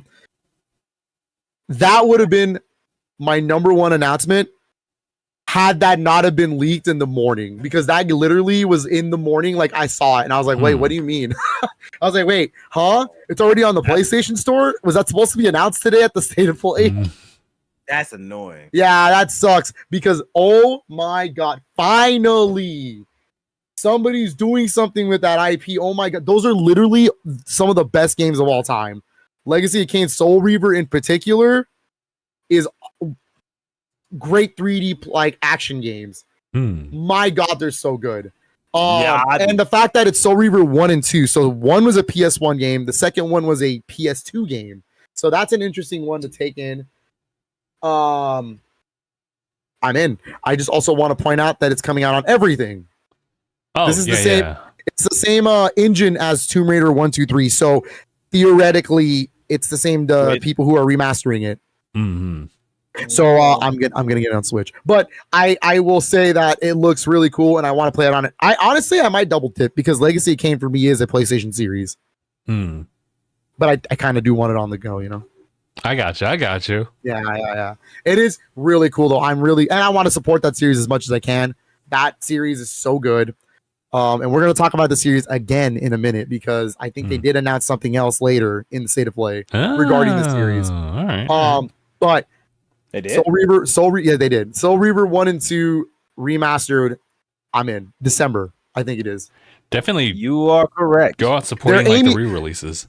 I also want to mention they're written by Amy Hennig. So if you don't know who that is, she wrote some of the Uncharted games, and she She's currently the one writing that Marvel game that's coming out. It's like Captain America and Black Panther. Oh, right. I remember this. Yeah. She has a good pedigree. Sounds like okay. Those are Amy Henning written games. So yes, good lore, really cool things. They were in Astro Bot. Those little. Yeah, Lacey Kane, the dude on the mountain, the Nazgul. Yeah. Oh, nice. Yeah, they're in Astro Bot. They're PlayStation staples. Yeah, I wasn't there. Legacy of Kane is a PlayStation staple, bro. Like that's why I said. Also, I fully expect this to get a physical copy through limited run. Yes, I'd be cool with that. Aspire is owned by Embracer Group. Crystal Dynamics is owned by Embracer Group. Limited run is owned by Embracer Group. It's just kind of yeah. They just knock on the door and they're good. Yeah. That sounds cool. Yeah, it's like sent an email. Next physical. That's so funny. And then the next game after that. Gotcha. Oh, unless you guys have opinions on it, I don't know. I wasn't part of the PlayStation era, so this is brand new to me. I think I was probably playing. I was probably playing Ty the Tasmanian Devil. The Tasmanian Tiger. Yeah, the Tasmanian Tiger. Yeah, on PS2. Yeah. And then KO. What's that boxing? What's the kangaroo with the boxing? Oh my god, KO the Kangaroo 2. Kangaroo 2. I was playing other games. Bro. My lord. Here's the thing. I've only dabbled in Soul Reaver 2. So I'm actually incredibly excited to play it all again together. Soul Reaver 1, though, that's a PlayStation classic. Like, absolutely. Man, that's so funny. Mm-hmm. Yeah, I missed out a lot. But I mean, hey, I like finding the hidden gems that people mention. Because if there's a lot of games that are getting like love now and what they had before as a track record, it's like, why not give it a shot? Mm-hmm. Shoot. So I just hope that means we can continue the story because we have that game left off on a cliffhanger. There's 5 games in the series. It left off on a cliffhanger on the last one. Whoa. So I need to buy 5 copies to show them that I care. Yeah. Slow down. Actually, maybe speed up. You might be able to buy one more, so we'll see. Go ahead. Oh, I see. Here, let me just drop this one here. Fear the Spotlight. You guys remember Blumhouse Games establishing like a gaming like I forget the exact like word. Division? Division. Yeah. So this is one of them. Fear the Spotlight. It's a kind of like a PlayStation like 1 inspired like horror game. It's got like the graphics, but I'm not sure like what seamless gameplay. But cool. It looks cool. I don't want to be. Yeah, they didn't show much on purpose because I don't think they want to spoil it. Right. Yeah. But it looks really cool, and I kind of want to play it, but I don't know. We'll see. It's also an October game. Yeah. October's jam-packed. Yeah, for real. What the heck? October is something else right now. Yeah. Seriously. But next on the list was what's it? Oh boy, this is gonna be one to pronounce. Towers of Akhtasba. Akhtasba. Oh yeah, we can skip this game. Sure. It's a farming simulator. Oh yeah, okay, I gotcha. Hey, as y'all are talking about it, I'm just bringing up the video, so I'm like, all right then. Yeah, next one. Lego Fortnite additional like or update. It's doing split screen co-op, which is nice. Which is cool. Yeah. Also DualSense inspired Fortnite or Fortnite inspired DualSense. Yeah. Yes. Yeah, I don't want that. That looks like a mess. But it kind of does. Fortnite fans, rise up! You get a controller for your PS5 to play your good old Lego Fortnite. Bro, this controller get the matching Joy-Con ones too. While we're at it. Oh yeah. Who did this? I don't know. Where they can stop. It looks like the LeBron DualSense. They need to be held accountable. But but there's so much ass. Yeah, no, it's whatever. Continue. We can continue. It's asinine. Like that's all. I don't like it. But anyway, it was a controller that you can buy for your PlayStation 5 console. Go ahead. It just shows a lack of control for design. Like, what were they thinking? Well, I don't. Yikes. The next one. Wow! Please get me off this subject. Gotcha. What's the next one? We got Dynasty Warriors Origin. No question. I don't want to say. I don't. Dynasty Warriors, I'm buying it. I need to get back into that series. I was gonna Dude, say it looks super good too. It looks so nice, man. how they keep that I was gameplay like- so consistent. You always know what you're expecting, and you'll always buy it. No, but this is what makes this game look so good. You don't know what's gonna happen. It doesn't look like a traditional Warriors game. It looks very like modernized. Like you're leaping off buildings and stuff. There's I a did just see there's a that. big old story happening. Like Yeah, feels like they're giving you like a path to actually run off of. yeah, like the game Hmm. looks sick, dude. I haven't been excited for a normal Warriors game in forever. 'Cause, bro, if I had to say like the most time I put into a game, when I owned Dynasty Warriors 5 on the PlayStation 2, Yeah. bro, hack and slashing. Everybody has like different movesets to play with, so that was I fun. played a lot of 3 and 4 back in the day. Yeah, man. Gotcha. And then Yeah. really, my recent Warrior it's been all relegated to the Nintendo crossovers or any of the crossovers that I find fun, like Persona 5 Strikers or Dragon Quest Like, Heroes. Those are had, technically crossovers. They had the One Gundam Piece Pirate Warriors. ones, yeah, One Piece Pirate Warriors. Like all of my, I haven't been excited for an actual Dynasty Warriors in forever. This one looks tight. Gotcha. That is fair, yeah. Crossover mentality, Yeah. yes. No crossovers, just gas. Yeah, No, this was cool, man. Bro, coming out January. Like more refined. Damn, yeah, more January, refined. dude. Like January. fighting as one person. Because you know what? They still have the hack and slash things. They just added more to it. Oh, I believe I know what the next game is. Oh, okay, gotcha. All right, I'm just kind of letting it load. Oh, fuck. Yeah, it's isn't it Monster Hunter? Is Mon Hunt? Oh, good lord, Mark, where are you? looks great. Wilds looks wild. Like it looks so good. Holy crap, they got me. They got me It was a good. missed opportunity. Yeah, there was a missed opportunity at TwitchCon because everybody and their grandma was there, so We missed it. If I knew there was a playable demo, better yet, like like something you would stream on your like respective channel, and you could just archive that. Oh my We got an god! actual release date, February 28th. That is way Oh. sooner than I thought. I also do want to say, why do they do this to me? Why is it the same release day as freaking Like a Dragon Pirate Yakuza in Hawaii? I want to play that so bad. That's on the same day, dog. It's the same day. Bro, you can't make me choose because I'm gonna choose Monster Hunter. I'm not dumb. Like, Yeah, that's rough. It's giving me Final Man. Fantasy VII Rebirth release vibes. Yeah, February. I do want to just quickly mention it because it did happen this week while we're in the subject of February games. Yeah, They did delay Assassin's Creed Shadows Oh, they did. into Yeah. Oh, yeah, that's on the- February. On the February 14th. So like really, dude, 2 weeks before the other ones? Come on. That's your next pay cycle, so you get to buy another game. Nah. Monster Hunter is the one taking, unless Nintendo comes out and says something crazy that month. Dang, Wilds is the pickup for me. that's funny. Really Man. crazy how they did that too. I'm It'd be so- nice if they kind of like coordinate, like all these companies were like, all right, we're gonna pick this day. I got something to tell you, Mr. Booty. I don't know if I want to put mine on that same date either. How about this? All right, you got me by the arm. I Go know. for November. It's crazy. It's pretty funny. I wish they the had folks at coordinated Gorilla. All right, we're gonna launch Horizon right here. Which is really funny. You sure about that? Because we'll get that. Yeah, we'll get that because that's also happening again. That's happening again. Oh no! Yeah, it's super funny. They love time in this series. Go ahead, continue. Yeah, let's the next one. Gotcha. Here we go. Let me just kind of skip ahead because the Monster Hunter one was pretty lengthy, which I have no Long. complaints about. Can't wait.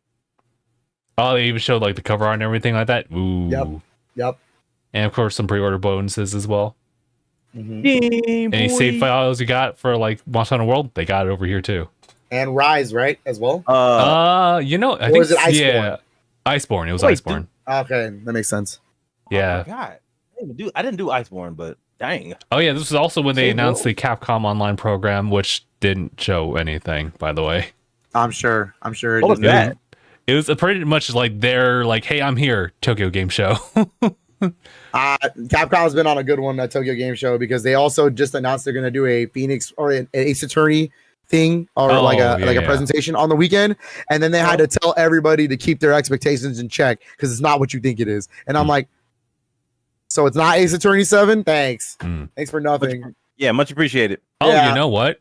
Quick tangent. I know that we had talked about like when you did the pickups for Ace Attorney like investigations. That now we have all the Ace Attorney games.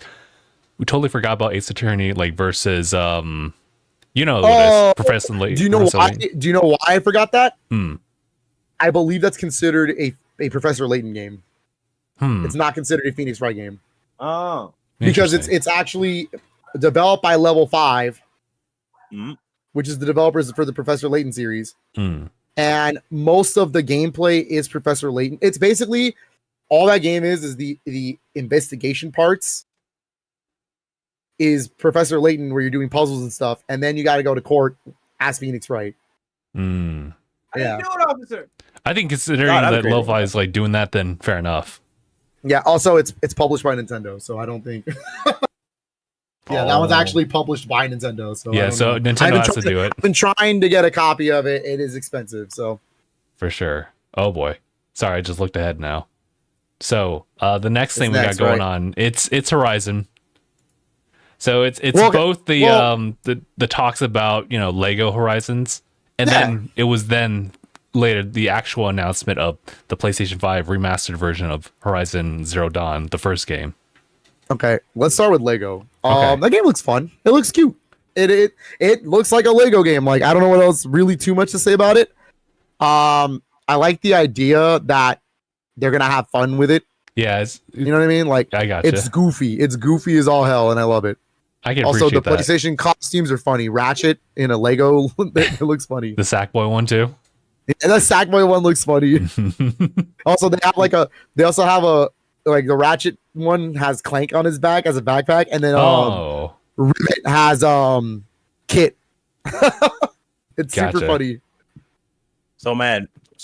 That sounds fun. But and that one did also get the release date, even though it was leaked a long time ago. It's November 14th, correct? I believe so. Yeah, November. 14th. Yeah. Yeah. One of those two. I do want to mention they only mentioned the PlayStation and PC version. But I do want to point out that Lego Horizon Adventures is also coming to Switch. The thing the Switch version is not published by Sony. Wait. I think someone else is publishing that game. Yeah, it's weird. Is that possible to do dual publishing like that? I guess so, but the PlayStation version is a first-party Sony published game. It literally says PlayStation Studios Gorilla on it. Interesting. Which one do you think you're gonna get? I've been collecting all the mainline because this is a mainline Lego game. I personally have been collecting them on Nintendo, but I think for this one instance, I will get the PlayStation version just because it's Horizon and it is a PlayStation franchise, and it's cool to get some kid-friendly PlayStation games here and there. We got Astro Bot, so I might as well get another one that's fun. Fair enough. Yeah, because I want. This is gonna sound really emotional. I want my son to grow up playing games too, and I want him to see fun games. So Lego Horizon sounds fun. Fair enough. Yeah. But on the Switch though. So the thing is, I'm sure the Switch version is gonna run. Yeah, that's the thing is the Switch version is gonna run fine. I think I'll wait for a sale on the Switch version, and then I'll pick it up on there as well. Oh wait, my bad. What about what's that thing PlayStation has? The little mobile thing now. Oh, you mean the Portal? We'll get to that. Sure. Okay. So we have that release date for Lego. The remaster, I'm looking at it right now, is coming out October 31st, 2024. The Curse of Horizon always releasing when something else is better that's probably happened on that day. Because it's coming out the same day as Dragon Age, you're cooked. Nah, they're doing this on purpose. They do, yeah. Sony lets this franchise die, bro. Oh my god. Against the odds, I guess. Because isn't Lego Horizon coming out the same day as Dragon Quest 3 HD 2D remake?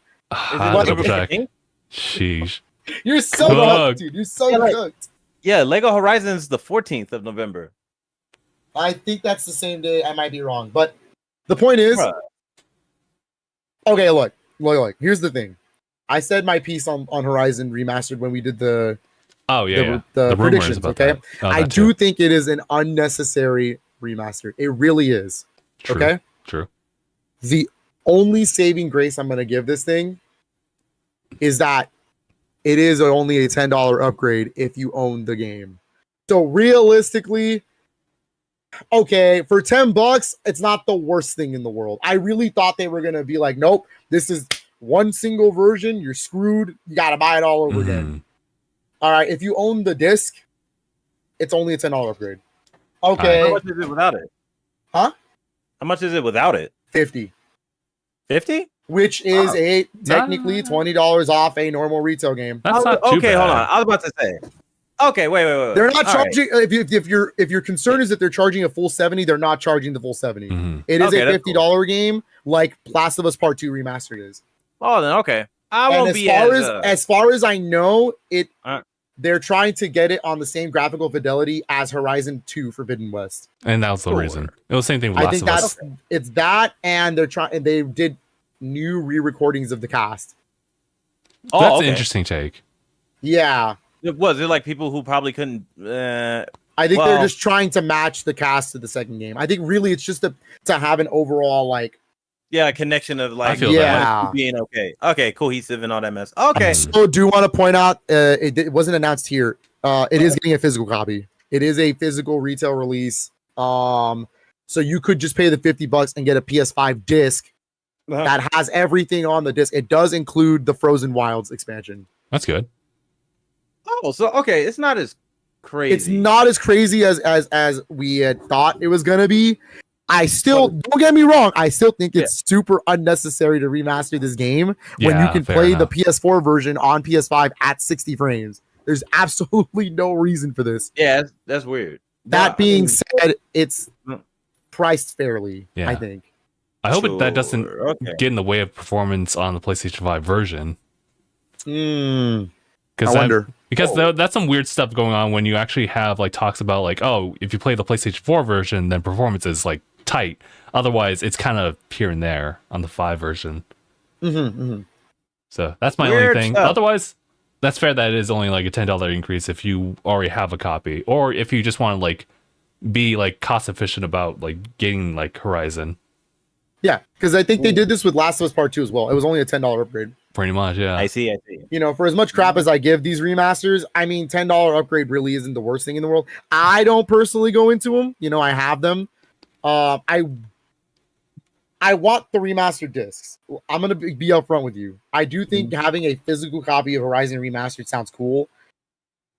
I just don't want to pay $50. I'll wait till there's a sale. That's fair. I see. Yeah, because I have Uncharted, the Legacy of Thieves collection on PS5 because it's remastered, and you know I got it for $30, and for $30 I was like, it's not the worst thing in the world. So that's also why I haven't picked up Last of Us Part 1 and 2. I'm waiting for a sale to pick those up on. Yeah, I would think. What was the time between the remasters? I feel like that was very important. To be honest, are you referring to the time between Zero Dawn and the original game? Yeah, let's go with that. We could probably work with that. It has been technically a hot minute. True. Yeah, we can kind of be a little fair for it. It's not, because I'm not gonna lie, I am poised to just be a remaster of this game, and it's mainly because of Last of Us. 2017. Yeah, to give perspective, Aniyah, 7 years. It was pretty much the conversation between Breath of the Wild in this game. That's right. That was the argument, or I guess the discourse. Yeah. You're right. So you know what? It's not super crazy. It's not the worst thing in the world. I do think it's unnecessary because you can play it on PS5. And you can, if you're the person who wants the 60 frames, it has a 60 frames patch specifically for PS5. That is fair. Sure. Yeah. So I get what you're saying. If they already have like the quote unquote patch or remaster effect for 60 frames.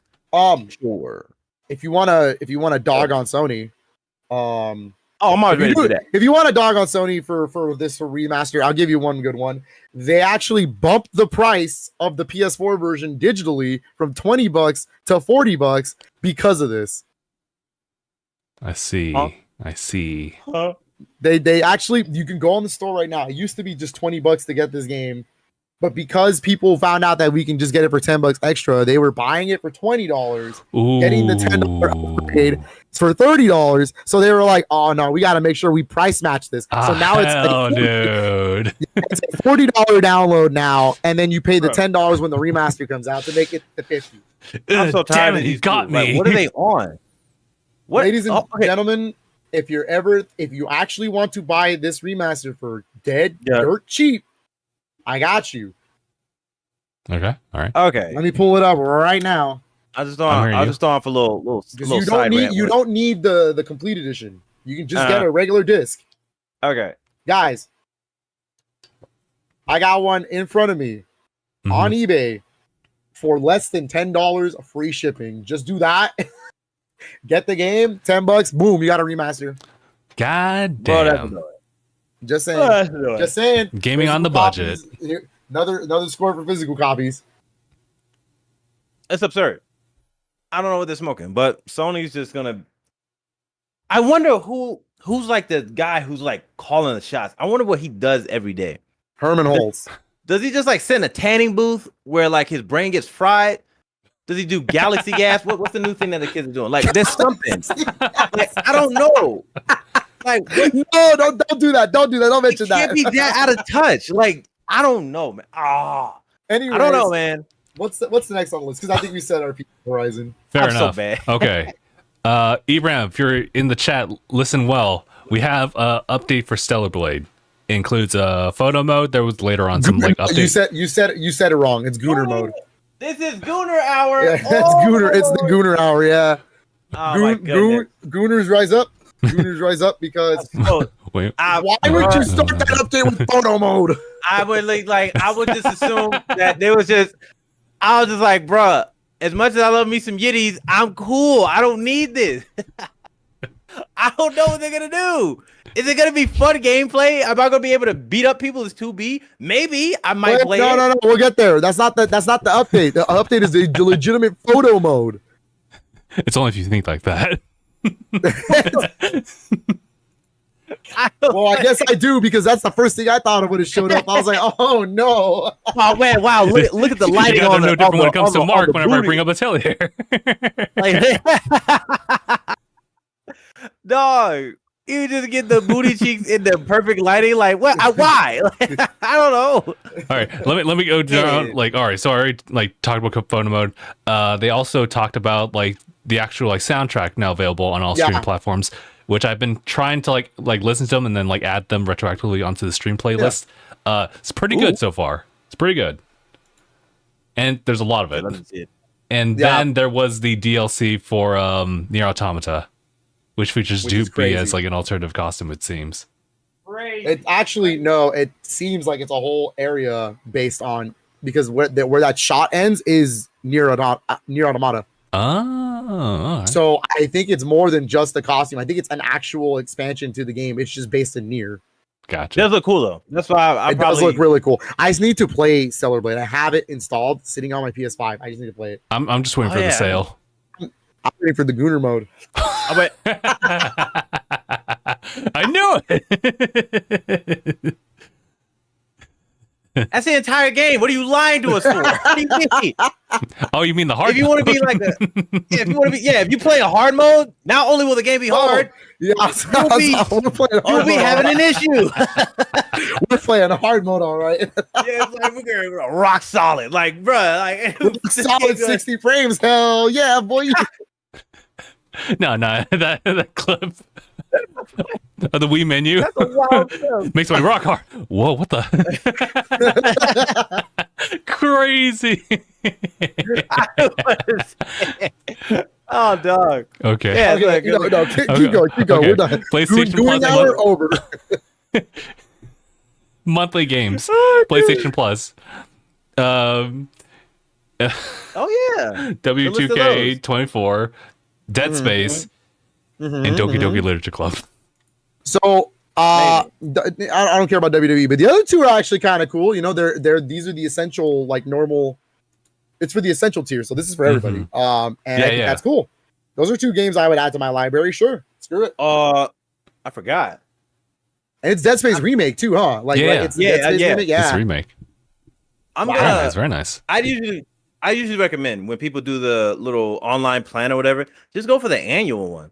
it's cheaper on the long run, and I'm probably gonna wait Well, for I my don't- next. I don't pay for Was it- premium. I pay for the cheap one. Yeah, right. Oh, the Isn't that like essentials? how much is that again? Yeah, I don't really care for premium or Um, extra, to be honest. Was it like 70 a year? I think. Yeah, it's 70 a year for For the basic, essential. right? Yeah, the Yeah. essential. Oh, for essential.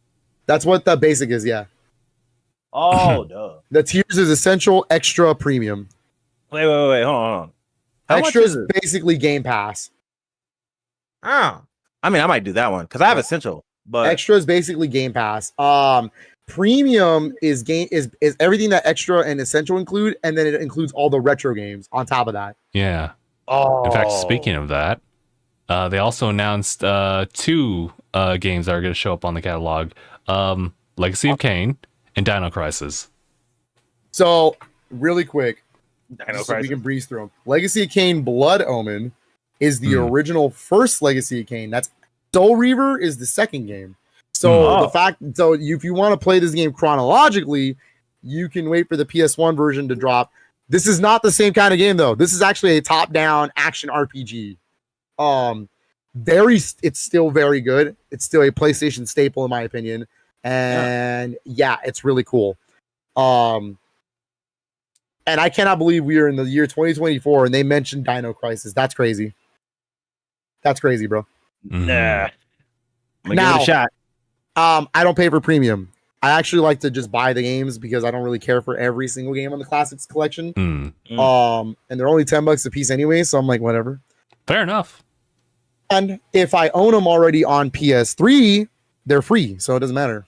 That's a smart way of doing it. Fun fact: if you want these, another tip, if you want cheaper retro games, just put your money on your wallet on PlayStation 5. Go back to your PS3 account, buy the games through there because they're only $6 a piece or $8 a piece instead of the 10, and they'll show up on your account on PS5. Oh. Ooh, Sony hack. Ooh, Got you. Nice. Got you. That being said, I will pick up Legacy Kain. Dino Crisis, I might not even be able to pick up because Resident Evil 1 Director's Cut is part of this catalog, and it's the one game you can't buy because it's exclusively only through the premium tier. Hmm. ew. So I don't know if Dino Crisis Really? will be the same because it's Capcom. So take that as you will. But the idea of playing Dino Crisis with trophy support sounds cool. Hmm. Might. Where's Sly 2 though? That's really the one I'm ready for. You know, I'm glad that I got like the collection on PS3. Triplets. So Yeah, because the collection on PS3 is the HD versions, and they look nicer than what's on offer on PS5. which is ironic. Yeah, well, it's because they're going off the PS2 like emulator. It's not actually a HD remaster. I see you. Yeah, Dang. so it's playable. I mean, it just looks a little dirtier than the HD version. That's all. Hmm. I have Sly 1 on here. I have Sly 1. I bought it. The Thieves Raccoonus.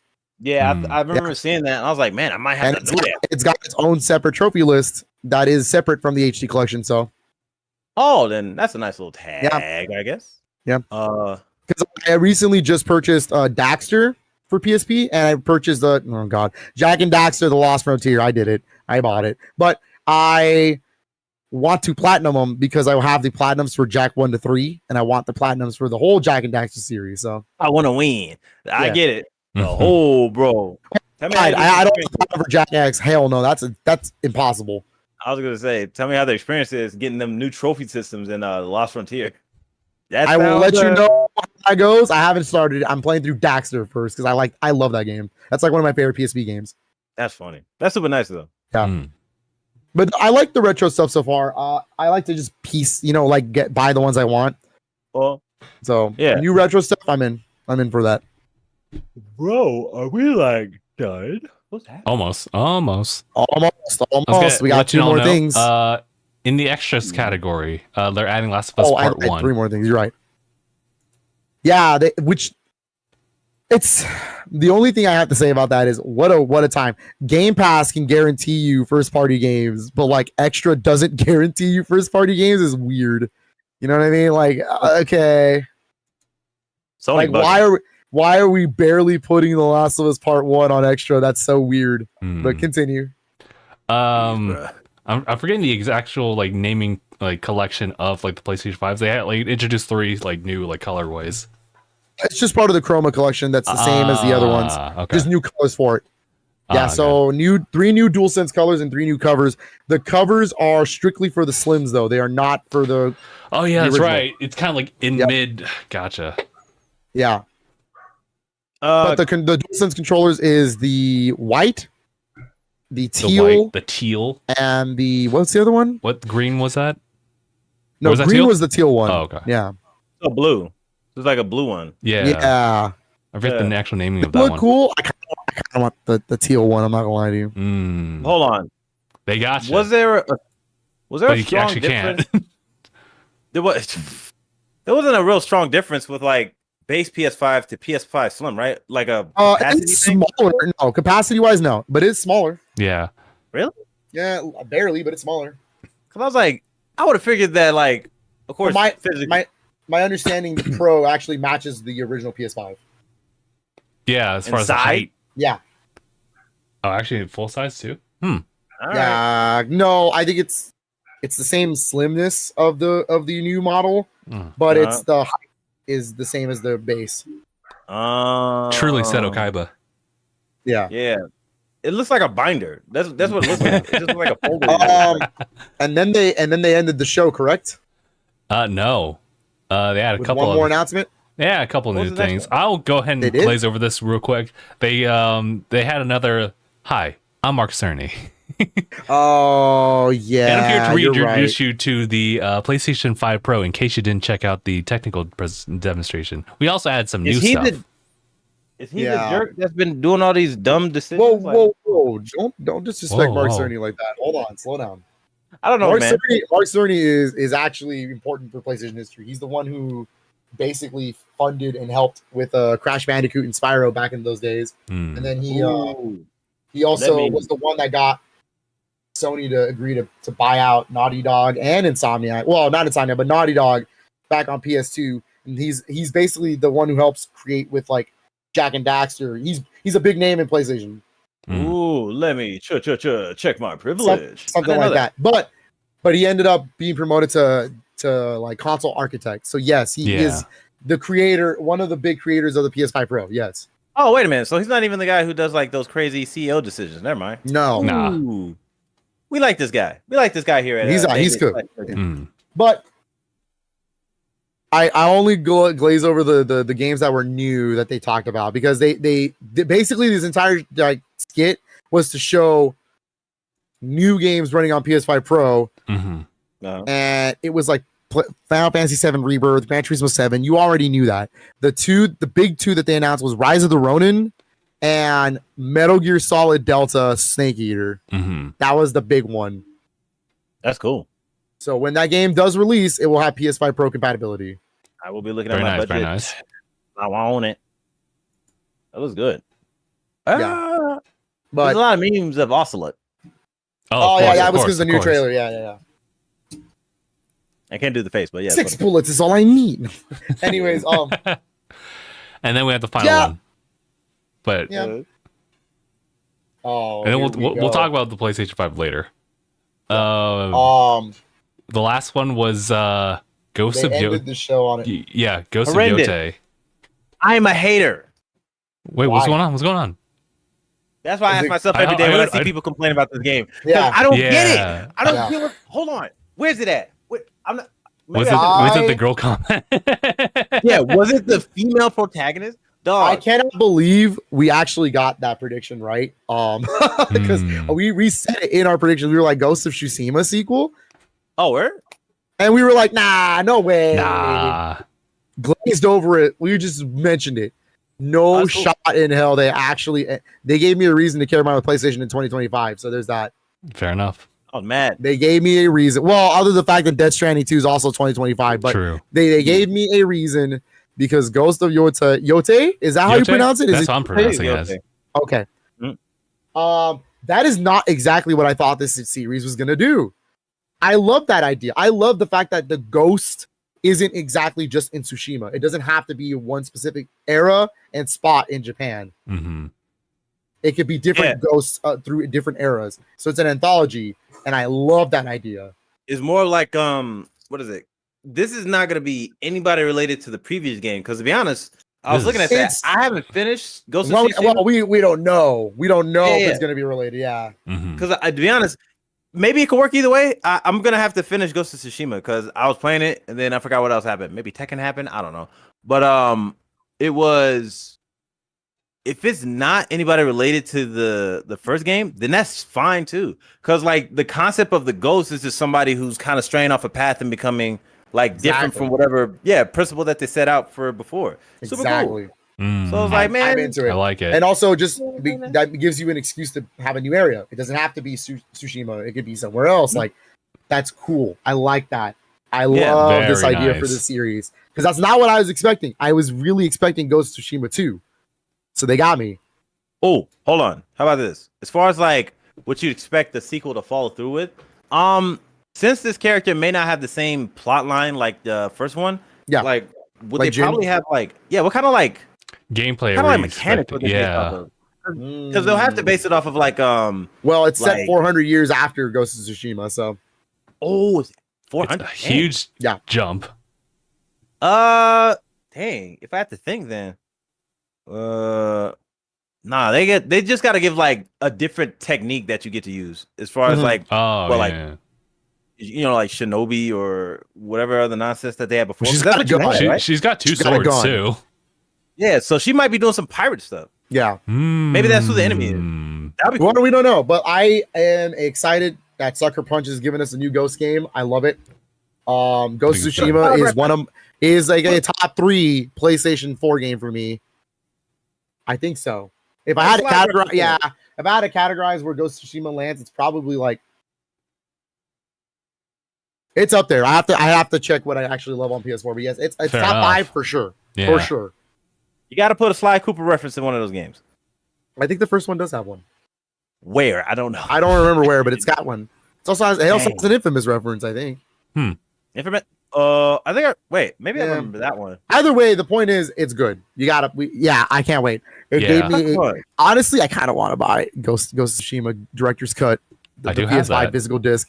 I don't have that disc. I have the original PS4 version. That's how I played it. Bro. Did you have I don't have that. It ran smoothly in 60 frames on a PS4 Pro. So I do remember playing it was that. great. I was gonna ask a quick question. Did you have Death Stranding Director's Cut? I do have Death Stranding Director's Cut. We're swapped. Interesting. Yeah, so I have PlayStation 4 Death Stranding, not Director's Cut, but I have Ghost of Tsushima Director's Cut physically. I also have Death Stranding PS4, but okay. It's good. I like it. I love to hear good games get recognition. Yes. Yeah, honestly, like especially when you see like the gameplay. Oh, well, we'll just say like his gameplay right now, just her just roaming the fields. It is crazy. Yeah, honestly, that whole landscape thing, because the environments in Ghost of Tsushima was super clean. I mean, art direction, super nice. It's like I would hope that if they could do that off, like as far as like making new Ghost of whatever games, like the Ghost of series, then yeah, they got a good way of like maintaining staying in Japan and then different eras, but you get to flush out and be super creative and nice with it. It looks nice. And the cherry on top, it looks like pretty looking game. You get a dog companion. Yeah, boy. It looks like a Wolfie. He may have a taste for blood, but he won't taste yours. Exactly. Like Vlad just heard us talking about Ghost of Yote and then hopped in because he got a cameo. Vlad it's like Doggo? Yeah, the doggo in the game. That's cool. If you really want to know, the little one, Bessel, her favorite toy was in the game room. And so she was scratching at the door and I didn't hear it. So Katrina opened the door. She literally looked at me, grabbed the toy, came back, looked at me, and then left. That was so stank. That's the stank attitude right but there. But Vlad was like, "Oh, I want to say hi," and he came in. That's funny. Okay. But Ghost of Yotoe has given me life. I cannot wait. Yeah. That is going to be a big game for me next year. I cannot wait. And also, I just feel bad because it's not going to win Game of the Year, but that's okay. That's tough. Well, it'll definitely get recognition, but yeah, you're right. No, There's gonna be a lot of people. Yeah, no. no, there's not gonna be a lot. Next year is Grand Theft Auto 6. Ain't nothing touching Grand Theft Auto 6. I That's can tell you true. that right now. Like it's tough because like you have all these like now new fan favorites from that's Ghost. not even like someone who really Monster Hunter. loves Grand Theft Auto. But now, yeah. No, I get you. It's just a general consensus. It's the general consensus that Grand Theft Auto 6 comes out next year. It's a wrap. Yeah. What? I think 2025 is going to be like we have like the fan favorite, kind of like how Elden Ring was like released. Like in that year, nothing was going to touch that. You know, I'll give you a little bit of hope. I thought the same thing about Red Dead Redemption 2, and it lost to God of War. That was rough. That's interesting. So we don't really know. Maybe there is a chance that. Nah, hold on. Nah. I mean, the more I keep thinking about it, Grand Theft Auto. It's big. It's gonna be big. It's definitely gonna. But I also want to give you some games coming out next year. I mean, that we could potentially be like looking at some big stuff. You know what I mean? Like Doom: The Dark Ages is next year. Oh yeah, that's right. Ooh. All right, Ghost of Yote, Death Stranding 2. Whatever the hell Nintendo puts on the Switch 2. On Switch 2. Metroid Prime 4 Beyond is next year. You know what I mean? Like we're looking at some big games next year. Some big heavy hitter games. Mm-hmm. You know what? Monster Hunter Wilds. Yep. That's a big heavy hitter game. Where was Monster Hunters in the Game Awards? Whatever year it came out. What won RPG best RPG. Monster Hunter won or was it nominated? World won best RPG. Okay. Can't tell you about Rise. I don't remember Rise being there. Yeah. Oh, yeah, I don't know either. I don't think so. Could be. Could have been.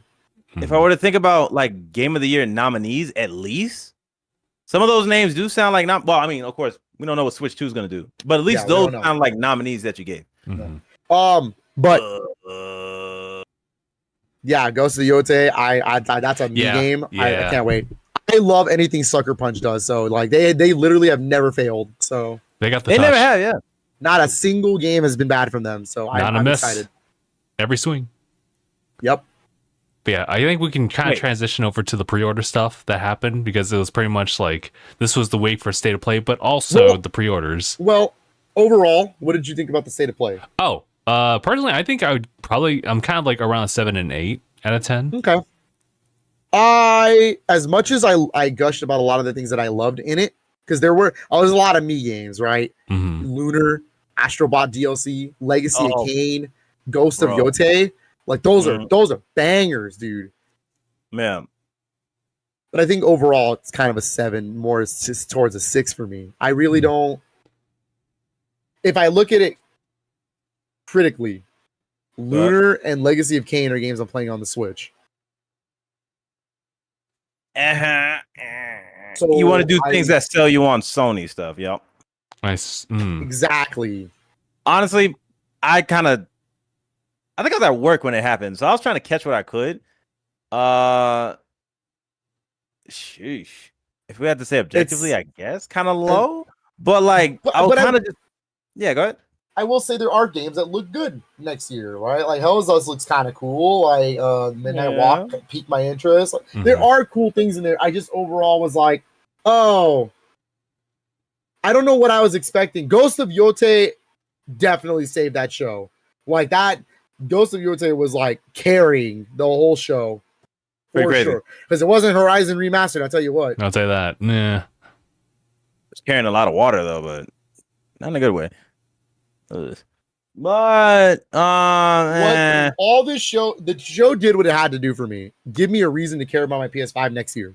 Cool. I'll definitely say a 7. I guess I feel like that's fair. I'm gonna give it a 7 because I do like a lot of the things in there, but I was leaning towards a 6 because overall I was like, oh, all right. Yeah, I was thinking it showed games that some stuff I never tried. So like all that Soul Reaver stuff, fucking missed out on that. It basically gives us hope for next year. This year's screwed. That's this year's cooked. Yeah, we're good off of that stuff because we got Lego Horizon and Horizon Remastered to look forward to. Yeah, PlayStation users, and they didn't mention it here, but Until Dawn remake. Oh yeah, that's right. Are the only other first-party games coming out? Nah, just play through Rebirth another time. You'll be good. You know what? I think I'm gonna pick up Concord. That game looks kind of cool. Oh no, there's a coaster. You better buy it off of eBay. That's the only Why? way you're gonna get It's it. going like No, $100 no. bucks now. Yeah, don't do that. Well, That's a very expensive coaster after that. Yeah. Is it on the Sony PlayStation? What, like, is there a store for it? The direct, no, they immediately removed it once they announced it. I'll check my local GameStop. They robbed us. But anyways, yeah. Was. All going right, on I just want to make sure. But yeah, Firewalk. let's talk about these pre-orders because All right. what a day. Dude, I should have seen this coming really because it was one of those things where like they announced the PlayStation 5 Pro. It was kind of an underwhelming thing, but then they're like, wait, we got a 30th anniversary going on, which they already hinted at earlier, but actually led to the leaks of like this is what the PlayStation 5 Pro is going to look like. But yeah, they were setting that pre-order on the same day as the 5 Pro, and Ridiculous, dude. they got some Yeah, money how- out of it. That's for sure. Yeah, how did you do good? Did you grab one, Justin, or no? I didn't participate directly with the PlayStation Direct website. I just went through Walmart because I saw the notification that the DualSense, the OG DualSense in that style was there. So I went for that instead. No problems. Okay. right. I tried to hop in on that waiting line and I got it was giving me Comic-Con feels, so I jumped out immediately. That's absurd. Okay. Don't want to go through that again. Well, I mean, yeah, I didn't participate at all. I was like, I could wait off of it. It would be nice. It would be nice to have it. But what are we assuming that the shipping date is going to be like later this year? Yeah, November- Next year? November November 21st. Oh, Oh, yeah, 21st? yeah. Okay. So, in my end, I didn't personally go into it. Uh-huh. I can neither confirm nor deny as Christmas gifts. That's funny. Because I will say that I'm getting a DualSense 30th anniversary for Christmas, Mhm. but that's not the big one for me. That's not the big one. No, With the biggins. because my wife is too good to me. It's too good. Because we've been talking about it here and there on the podcast episodes here and there, and we've been kind of discussing it off screen too. As someone who's going to be a dad, I can't always be in the game room like 24/7. You know what I mean? Like I love being in the game room. It's my space for a reason. Mm-hmm. But realistically, I can't always be in the game room, and I want to be with my son all the time too. Mhm. You know, and I can't always have him in here. And so the Switch is going to be like my best friend for sure. Sure. Right? I'm going to be able to take it with me, have it in the living room, hang out with the family, and you know. Mm-hmm. But that also leaves my PlayStation just sitting here. My Xbox can be sat here. I really only use it for Game Pass stuff and multiplayer anyways. So I would Yeah. always want to be focused on it if I need to use it, if that makes sense. Mm-hmm. But my PlayStation is the one that got singled out because really, I don't really have a way to bring it back and forth. That's a hell of a thing to do, bringing it back and forth to the living room. You know what I mean? Yeah. And what if we need to have a TV going? I don't blame you. She got me. We discussed about getting the PlayStation Portal, and instead of getting the regular one, she actually got me the 30th anniversary one. It is a Christmas gift, so I won't see it till December 25th, and that's totally okay with me. Well Oh played, wow, you got me this. That'd be funny, but Yeah. that's cool. Well, they went to my email, so I kind of saw it, but that's not the Oh, that's even, we talked about it. It's cool. Oh, And okay. yeah, Oh, okay. I don't have So- to take you to the grave. Thank you. I'm really excited to be getting a Portal. I want to experience it myself. Justin, you can totally borrow it if you need to make a review on it. But yeah, if I need to convince you to try to get one as well, I promise you, still won't deliver on that promise, but I'll still try it anyway. sure. Well, the idea is that with new firmware, that Portal's been better. Really? Okay. Well, Yeah. maybe it'll be different. A lot of the firmware has made it better. Because now they made it to where you don't have to be on the same Wi-Fi. Really? Yeah. That's the key one. That's the big one. You don't have to be on the same exact Wi-Fi to play your PlayStation 5 with the Portal. You can literally and they also fixed the hotel Wi-Fi issue because for some reason when it launched, you couldn't use hotel Wi-Fi because you couldn't use anything that required a separate page to log in. Because you know how hotel Wi-Fi's will be like, hey, here's the sign in. yeah, that's Yeah. annoying. We You literally couldn't do went that through with the that. Portal. Okay. That has been fixed.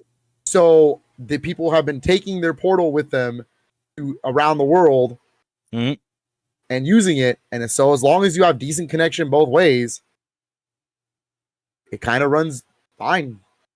You can use it anywhere. It isn't just That is- exclusively for the house. All right. So I figured that's why we talked about it. We discussed having a portal for the house because I think it's about time we jumped into it because I really do want to play my PlayStation more, but I choose my Switch more because it's more convenient and it's easier for me to just carry it with me around the house, sit in the living room, do what things I got to do. Yeah. Sure. All right. So with the portal, I can do that now, and I don't have to be on the exact same Wi-Fi. Okay. Because with your remote play on your phone, you still have to be on the same Wi-Fi Mm-hmm. for the most part. No, because I think you can remote play anywhere too, but a dedicated remote play device is going to be better than a phone. Yeah, honestly. And the portal has the DualSense attached to it, so you actually get Yeah, the function. yeah, you get that functionality on it. Like I said, you can totally try it. I obviously can't convince you by hand. I can't even convince myself. I don't have it in my hand. Yeah, But it's an interesting piece of tech, and I think it's gonna be really interesting to try out all the aspects of it as far as connectivity and seeing how it like plays in like real life situations. It's probably not something for airplane per se, unless you're, I guess, some people have done it. I've seen it. Yeah, depending on like what that actually like that their services provide on that one. But Yeah. so interesting. Again, don't get me wrong. I do think I'm not like completely on board with the idea of streaming the game like that. You know what I mean? Remote Mhm. playing it. But having to look at it through a different lens because I Yeah. do, I'm not going to not play video games. I'm not dumb. Mhm. But I also understand, like if I'm going to be a dad, I want to be there. And when the baby's sleeping or something and I just want to play a PlayStation game, I can have that without having to compromise anything. Because Yeah. what else would I be doing? Being on my phone? Watching Playing TV? Mhm. And I can do that now with my PlayStation Portal. Hell. Hey. Because the other thing I need to mention about it is apparently, as far as I know, it's only for PS5. You can only remote play the PS5. So I think my next step is to get a external hard drive, not internal, but an external, not internal yet, but an external hard drive, so that I can install my PS4 games on the thing. Because then I can play my PS4 games on the portal. That's fair. That's fair. I should be doing that too. Well, actually, I do have one. So yeah. Yeah, so I think that's the next step because you can play PS4 games off the external hard drive without it needing to take space in the internal. Mm.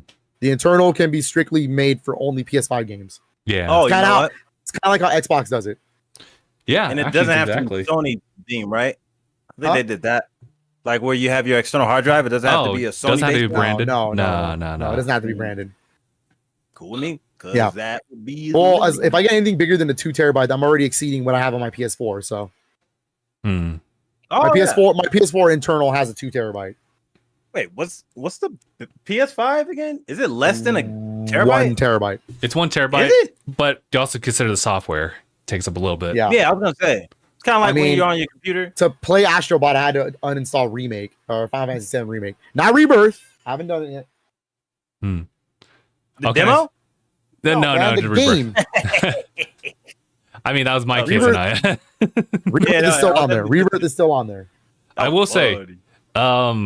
part of the reason why the PlayStation 5 Pro, I was gonna say 4 Pro, 5 Pro is expensive is because they actually, and they don't even highlight it as much, they upgrade the SSD inside from 1 terabyte to 2, which is actually very nice, but they don't talk about it enough.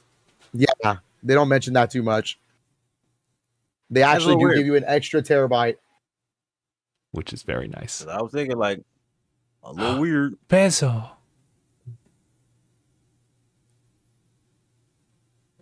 If you see her eyes look the other way, it's because she just got locked into the room. Damn. It's pretty funny. As I see the doors close in the background. Yeah. That's the most 1,000-yard stare. Bombastic side eye. Yeah, like side eye. what's that mean? Where like the horses are like they got the camera right Oh, here. yeah. no. That's stupid little I love that one. bro. That'd be crazy. My God. Honestly, hold on. Let me level with y'all. Yeah, I'm planning on. We gotta hit up. Oh yeah, We do have to hit on because this is pretty much the end of it. Well, the, no, because there's still the thing is, I knew it was going to be long. We had Tokyo Game Show. We're also catching up. It's been a while. true Yeah. that. It's been a week. hmm No, well, we saw each other in SD, yes, but that doesn't mean we actually We actually like caught up on news stuff and like expounded on like topics. Yeah, We were just in the 'cause moment. really we haven't. Yeah, it's just in the moment. But like, bro, hold on. Do you want to just? 'Cause I'm not gonna lie. Tokyo Game Show, whatever. Well, there wasn't too much to talk about Tokyo Game Show other than the Yeah. fact that Xbox did their show. Mhm. You know, it's exactly the show I expect from them every year at Tokyo Game Show. Yeah. They announced they got games that they got late. Yeah. True. That's basically That's all true. it is. True. Better late than But never. I was suppose. really watching. I was watching Max's stream on it, and Mm. I was.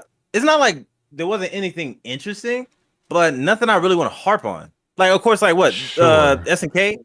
Oh SNK yeah, that had was a- big. Yeah, that was. That pretty was big. that was the biggest thing for me. Is SNK is the collaboration is going to go back to them too, because we're getting Ken and Chun-Li in Fatal Fury City of the Wolves. I cannot believe that's an actual thing, bro. Just make Capcom versus SNK 3 already. What are we doing here? Like, Mhm. Bro, what I are we wanna- doing here? It's just got to be more stepping stones. Because I'm about to add on to some other stuff I've been looking into. Because when we went to TwitchCon, and the first thing we went to was the indie game meetup. Yeah. One down. There was a couple of people that were pretty cool. We were talking to them, and I need more perspective because I know how I feel. I know how I feel about games and what I would like to see happen more. But Mhm. if it's not like a huge opinion, I want to see where everybody else is at. Because I was watching, who was it? Moist Critical. Oh yeah, I just happened to tune in on the stream because he was talking about the state of play. There was a point where like he mentioned we have this thing where we bug about the developers or like the game studios not listening to the players, Mhm. which we could find some examples of like them not doing that. Like honestly, I would say like what Concord is probably a thing because they thought this was gonna work as far as like getting a hero shooter out. It didn't work. It didn't work out. They missed the wave because they took too long to bring it out at an ample time, right? But then there's games that like you would assume people would want, and then they never show like any appreciation or like it doesn't do well. And a good example was what is it? Prince of Persia, The Lost Crown. Mm. which really good new game. DLC I gotta play it. Super Yeah. nice game. Yet nobody like showed up. As far as like what I understand for like I sales, showed up. I would say that. After, when it was on a sale, but I showed up. I was showed there. I up. was there. But like, yeah, like it was just it kind of I want to know. Preached it, all right. I preached it. Yeah, so I was doing that when I was asking people. Well, first of all, like the line of being indie and then what's actually what like when does an indie developer stop being an indie developer or something like that? Oh yeah. That was interesting. People who continue to show like appreciation for indies because that's where my head is at. But what people actually want for video games is just like sometimes finding people don't have that, I guess, that skill or I don't know, the awareness to know that there's something wrong. Like there isn't anything wrong with some things that people ask for, except for people who are bugging about what Grand Theft Auto 6. There's that guy who's tripping online about like the physics not being completely Sure. realistic. There's going to be limitations because we're playing a game, so there's that. So there's a good example of people kind of just complaining to complain, but this is probably what I'm going to be trying to do more often. When we go to like all these events like TwitchCon and maybe even SoCal Gaming Expo, that'll probably be that's the more soon thing that we're going to be heading to, or at least trying to. Sure. I want to talk to more people because I'm so curious as to like there are games that are like out there, but then there are people who stay in their bubble and never reach out. Like people who play 2K or like Call of Duty a lot. Yeah, Sure. They don't kind of step out the genre.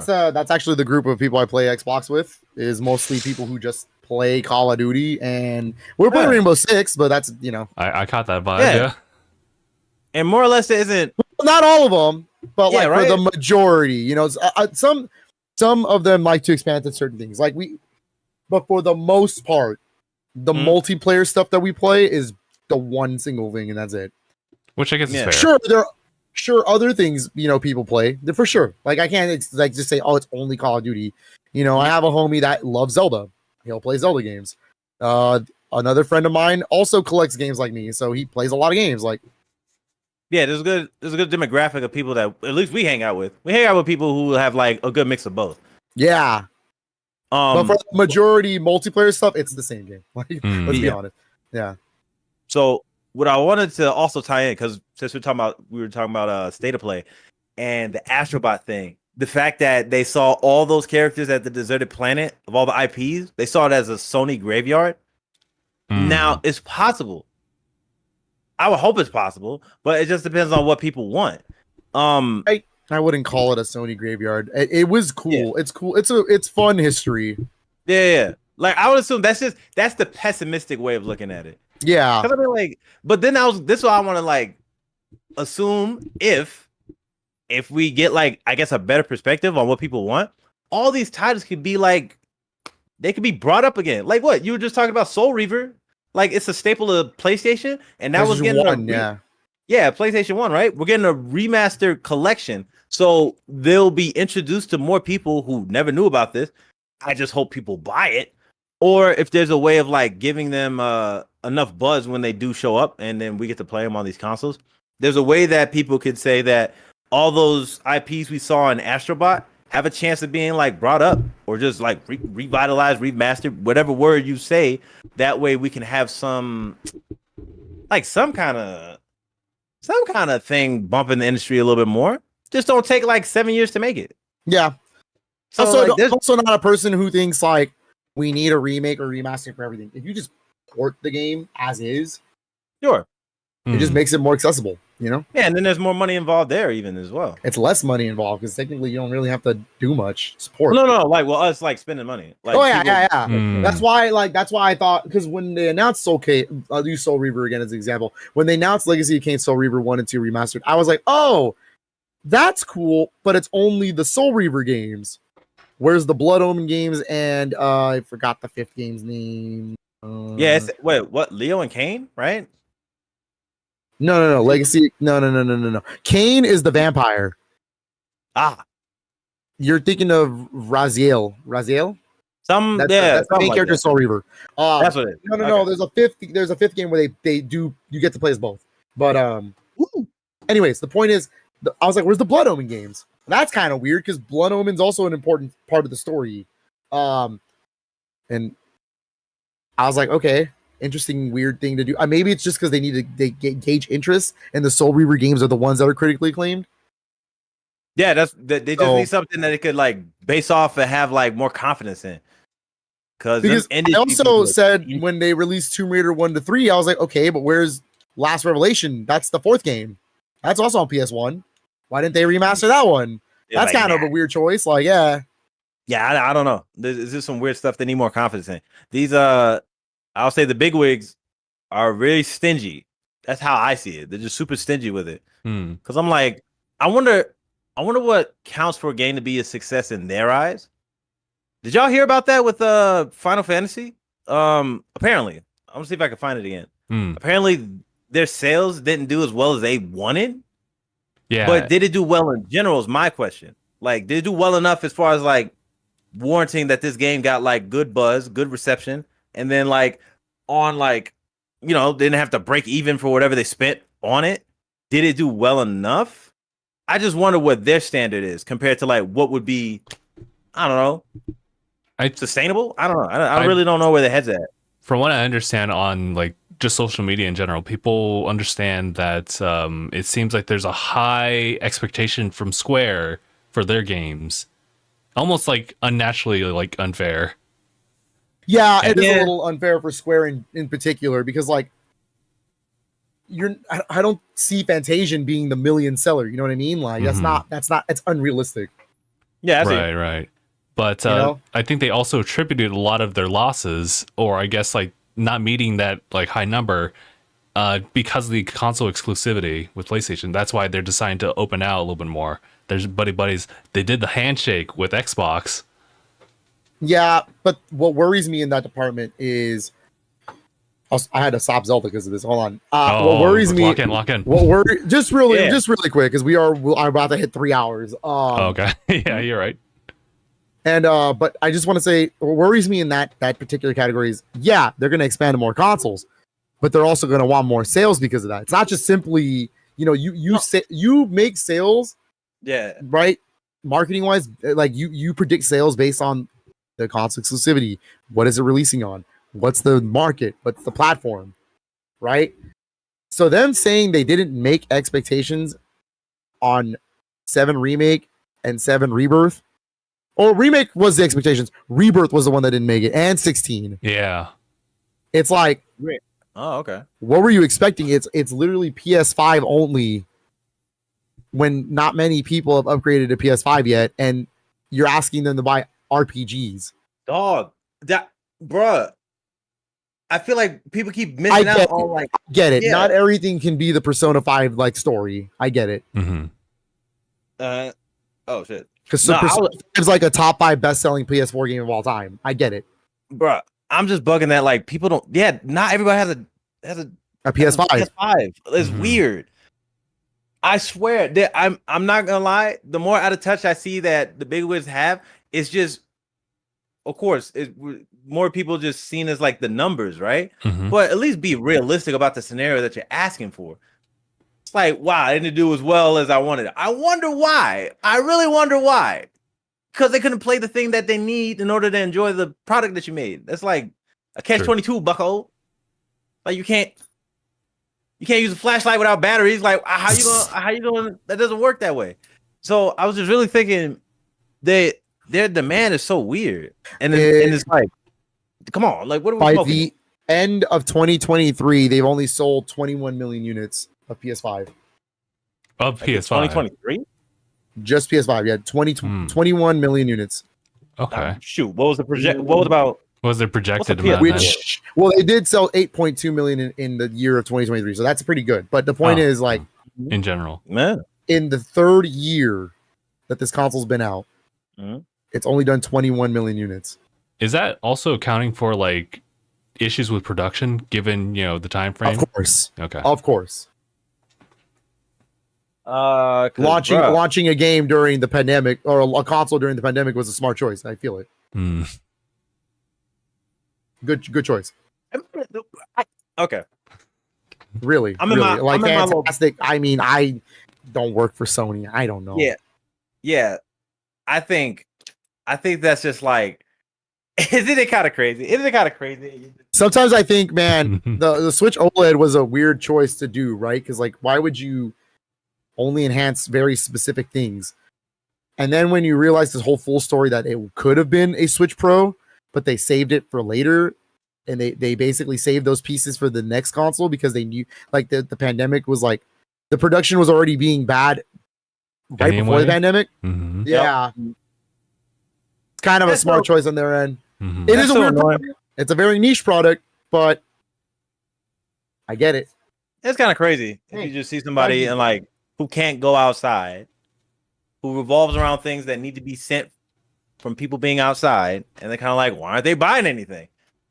Some dude gets sick. Doesn't help that they don't have the software to like really like I can only think of so many like, in my opinion, killer apps for the PS5. Right? Yeah, right. Like PS5 exclusive killer apps. Like you need to play this. Yeah. You got Ratchet and Clank and Astro Bot. Yeah, because I mean, like, honestly, that's it. Also, hold on. I was looking at like comparison of PS4 sales to PS5. Well, this is something from this year. The PS5 is what 62.99 million units behind the lifetime sales of a PS4. So they're comparing the lifetime sales. So lifetime sales is what you want to compare. It's the most accurate one. Mm-hmm. Yeah, because like if it's that much behind the lifetime sales, and then what? When did people stop? When was the last thing that happened with a PS4 Pro? When was that a thing? When did that start being sold? That was a while back. Yeah, right. The release date was Talking about the OG, the Slim. Yeah, the PS4 back in 2016 for the PS4 Pro. Oh, the Whoa. Pro. Yeah. Okay. Yeah, for the Pro. But then, like, for a regular PS4, What was it? 2013. Wow. Dang. Crazy. 14 years almost, because it came out in November. But like 14 years. Sheesh, dude. And they're still making games. This is a weird console generation. Yeah. Yeah, and it's just like there's a lot of things that we have to account for. Yeah, there's the problem there is the fact that they're not giving people a reason to let go of their PlayStation 4. Yeah. And it's like y'all gotta be mindful, like not everybody's gonna be capable of grabbing this. Sure. On like the bigger the bigger rev or well, I don't know what their projections are, honestly. But Yeah. at least like be real. A Pro? Like matter of fact, hold on, wait. The PS4 came out November 2013, right? The Pro for that console came out 3 years later. But they ain't had to deal with like they didn't have to deal with the pandemic, so yeah, I probably should stop bringing that up because I feel like I'm gonna be in a loony box. Just how much I think that affects people, but they're just like, I mean, yeah, you were still paying your bills during this time. Why couldn't you buy a PS5? I feel like that's what they would go off of. I was supposed to think about backwards compatibility for PlayStation 4. Oh, that too. What was that? They were just like Oh, you mean like PS4 backwards compatibility? Yeah. Like the fact that it was just PS4 games? Mm-hmm. Man. I'm pretty sure that would have to have some amount of significance in like the sales for that one. You would think so, but honestly, backwards compatibility isn't. It really hasn't been a big topic until recently. You know what I mean? Like back then when the PS4 in that time frame when it came out, everyone was like, "Well, yeah, we should have our PS3. It's still HDMI. I'll just have it plugged in." Yeah, it really wasn't a big thing. You know, like it was around that time frame where a lot of the consoles stopped having backwards compatibility. Even Nintendo, who traditionally was the one who to push it the most. No strange, yeah. Because Wii U had Wii backwards compatibility, and we had GameCube, and we had GameCube. But Switch was basically the reset for them. That was like the hard reset. We got to start over from the beginning. So that's why you see so many remasters, remakes, ports, things happening on Switch, because they're basically like, well, we got an excuse to bring it back again. But it's gonna be different now with Switch 2, isn't it? Because it's a high assumption, right, of backwards compatibility. Yeah, I'm pretty 80% convinced it's getting backwards compatibility. I mean, that's for me, that's best case scenario. Not just because I'm a collector. All right, I get it. But for the most part, I love the idea that all of the Nintendo games have been re-released, remastered, remade, plus the new ones that are classics at this point. Mario Odyssey, Wonder, Tears of the Kingdom, Breath of the Wild. I get to keep playing those on the next console. Like I can play those again and have that accessibility still. That's fair. I'll probably be more in line with you. That's why you see so many remakes and remasters, because PS5 is backwards compatible with PS4. Oh. You can still play those games. Yeah, all coming over. Best case scenario for me. 80%, I'll be more online with you. But if I had to give like some cold 20%, what if it's because they're trying to lean more towards like download? Do you think they'll pull a stunt like Sony and mainly focus on making a model that's download only? Are you referring to Nintendo? No, Nintendo doesn't. I don't think so. They've already confirmed, and they that also they make a lot of sales physically. Yes, they have a lot of sales digitally. We live in the modern age. Yeah, don't be dumb. But they make a lot of sales digital or physically. Yeah. And so they'll push it whenever that's a possibility. Basically, the mentality is, why would we remove physical sales when that's just more money coming in anyways? I don't get why, Sony. Like, I mean, dang. Because they're like, well, we make the money off digital and physical. That's just, it's consumer choice. That's basically how Nintendo looks at it. Sony is the different. They want it digital because they want to control the market. You see, they control the sales prices on digital games. Therefore, you're forced to buy the game at $70 when you don't have to buy at like right now. What did we just mention with Horizon? Horizon's the best example. Oh, that whole you're right. Yeah. The whole 50 price point thing. Yeah, they want to make sure you're paying the $50 because that's what it's worth, quote unquote. When I literally just showed you, you can just buy it on eBay. Maneuver for $8. around. Yeah. They don't want that. Yeah, they're not getting the money from that. True that. That is annoying. I won't lie. Uh-oh. So that's yeah. But I guess granted, I think all companies like will feel kind of a similar way about like not being able to get sales on games that they no longer are like pushing for. They're only in the third market. But that's just like that's the natural cause of just continuing to different platforms and not pushing forward a re-release or something like that. Mm-hmm. Well, you know what? I still want to see how I feel about like the consensus of people making these games, because we'll say listen to the fans and stuff, but then like some of these fans might end up asking for some stupid mess. So I just want to see where the best choice of these games are. But I would rather just have more new IPs. I get that. That's cool. And then also if you want to do like more money short things, then yeah, get the old IPs for people who might have more money in their pocket to buy them. I do agree with the new IP stuff. I do like the whole point of buying new consoles, buying new games. Yeah. But I also am a person who doesn't hate the remakes and remasters. I mean, like I said, it gauges interest in the series. It revives them, dead series back to life. Paper Mario, that was in your door. Like, yeah, like, and then it also gives older games that needed a quality of life. Like, I'm cool with that. Yeah, I feel like that's the kind of things they want to do for where you can have like, I don't know, some money coming in, and then you could fund the next new IP. I don't know, but it just kind of feels like with the way we're laying this stuff out, it's like, why haven't they done it? It's like, why, you know? Why? Because in this market, you need a surefire bet. Yeah, so it's just so it's easier for Capcom to say, man, let's make Resident Evil 4 because we know it's gonna sell. And they're right. They're right. In fact, I'm happy they're bringing over like older games.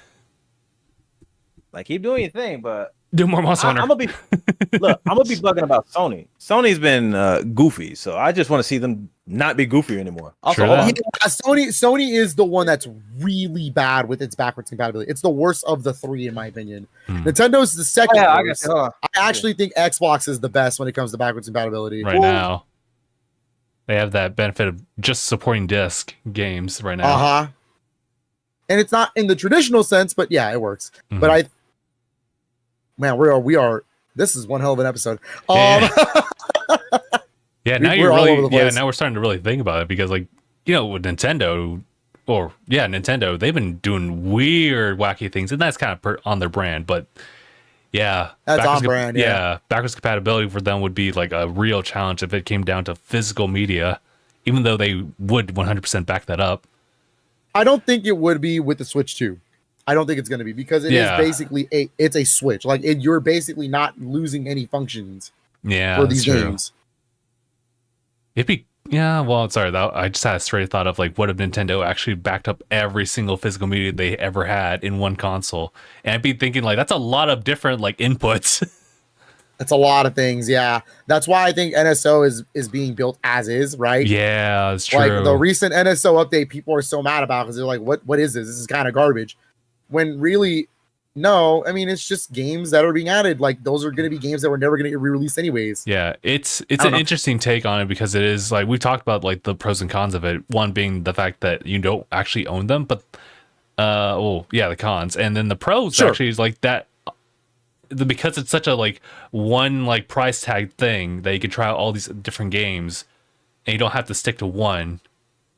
So you get to just try out the entire library eventually. Wow, people complain about the NSO?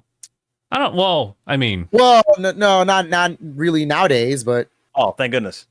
I was like, please stop. I do think NSO is very much worth it nowadays, but for sure. It only gets good. The Game Boy Advance stuff. That's what gets me. Yeah, Game Boy Advance stuff is really cool. Gunstar, and it's all stuff that they can keep updating. It's not like it's Yeah, that's the beautiful thing about that. Yeah, that's what I was like. There shouldn't be any room for complaining right now. I mean, I just figured it's a matter of time with all the stuff they can add to it. So it's like, just wait. Like, bro, wait, how much is this a year? Like $30? It's still one of the cheapest things, like as an annual like gaming plan. And they already getting other games that are cycling through it. Mm-hmm. I want. I can't wait to talk to people. I gotta know. What are your thoughts? We definitely need to make something of that as a video. To be honest, I think we were really lucky when we talked to those people at TwitchCon that kind of felt like they had the same mentality as us, and they had their like layout for what they do for their content. So I'm like, there's people with good heads on the shoulders. It's just the loud ones are like really loud, like, and the people are just way too disconnected, like from it, like the higher ups. That too. I want to give them that too. They're kind of disconnected from like the business side, which I know is going to be annoying because whenever you see a credits roll after they're done with the game, you'd be like, wow, that's a lot of names, bro. That's a lot of people involved in this. But yeah. All right, we should go ahead and wrap up. Yeah, I was about to say, hey, my food. Oh, you haven't eaten? You did not just DoorDash. No, I didn't DoorDash. The Domino's delivery is the difference. So. I can't it starts with an E, bro. Right. But yeah, it's good. We'll go ahead and call it here, guys. Well, everyone, thank you all so much for jumping back with us. It's been a couple of weeks, but we're glad to be back in it. This has been episode 520 of DangIT Prodcast. My name is Justin. I'm Aniyah. I'm Philip, and Mark was here earlier. He was there for like a hot minute, but thanks for watching, everybody. Yeah. Hashtag bye, everybody.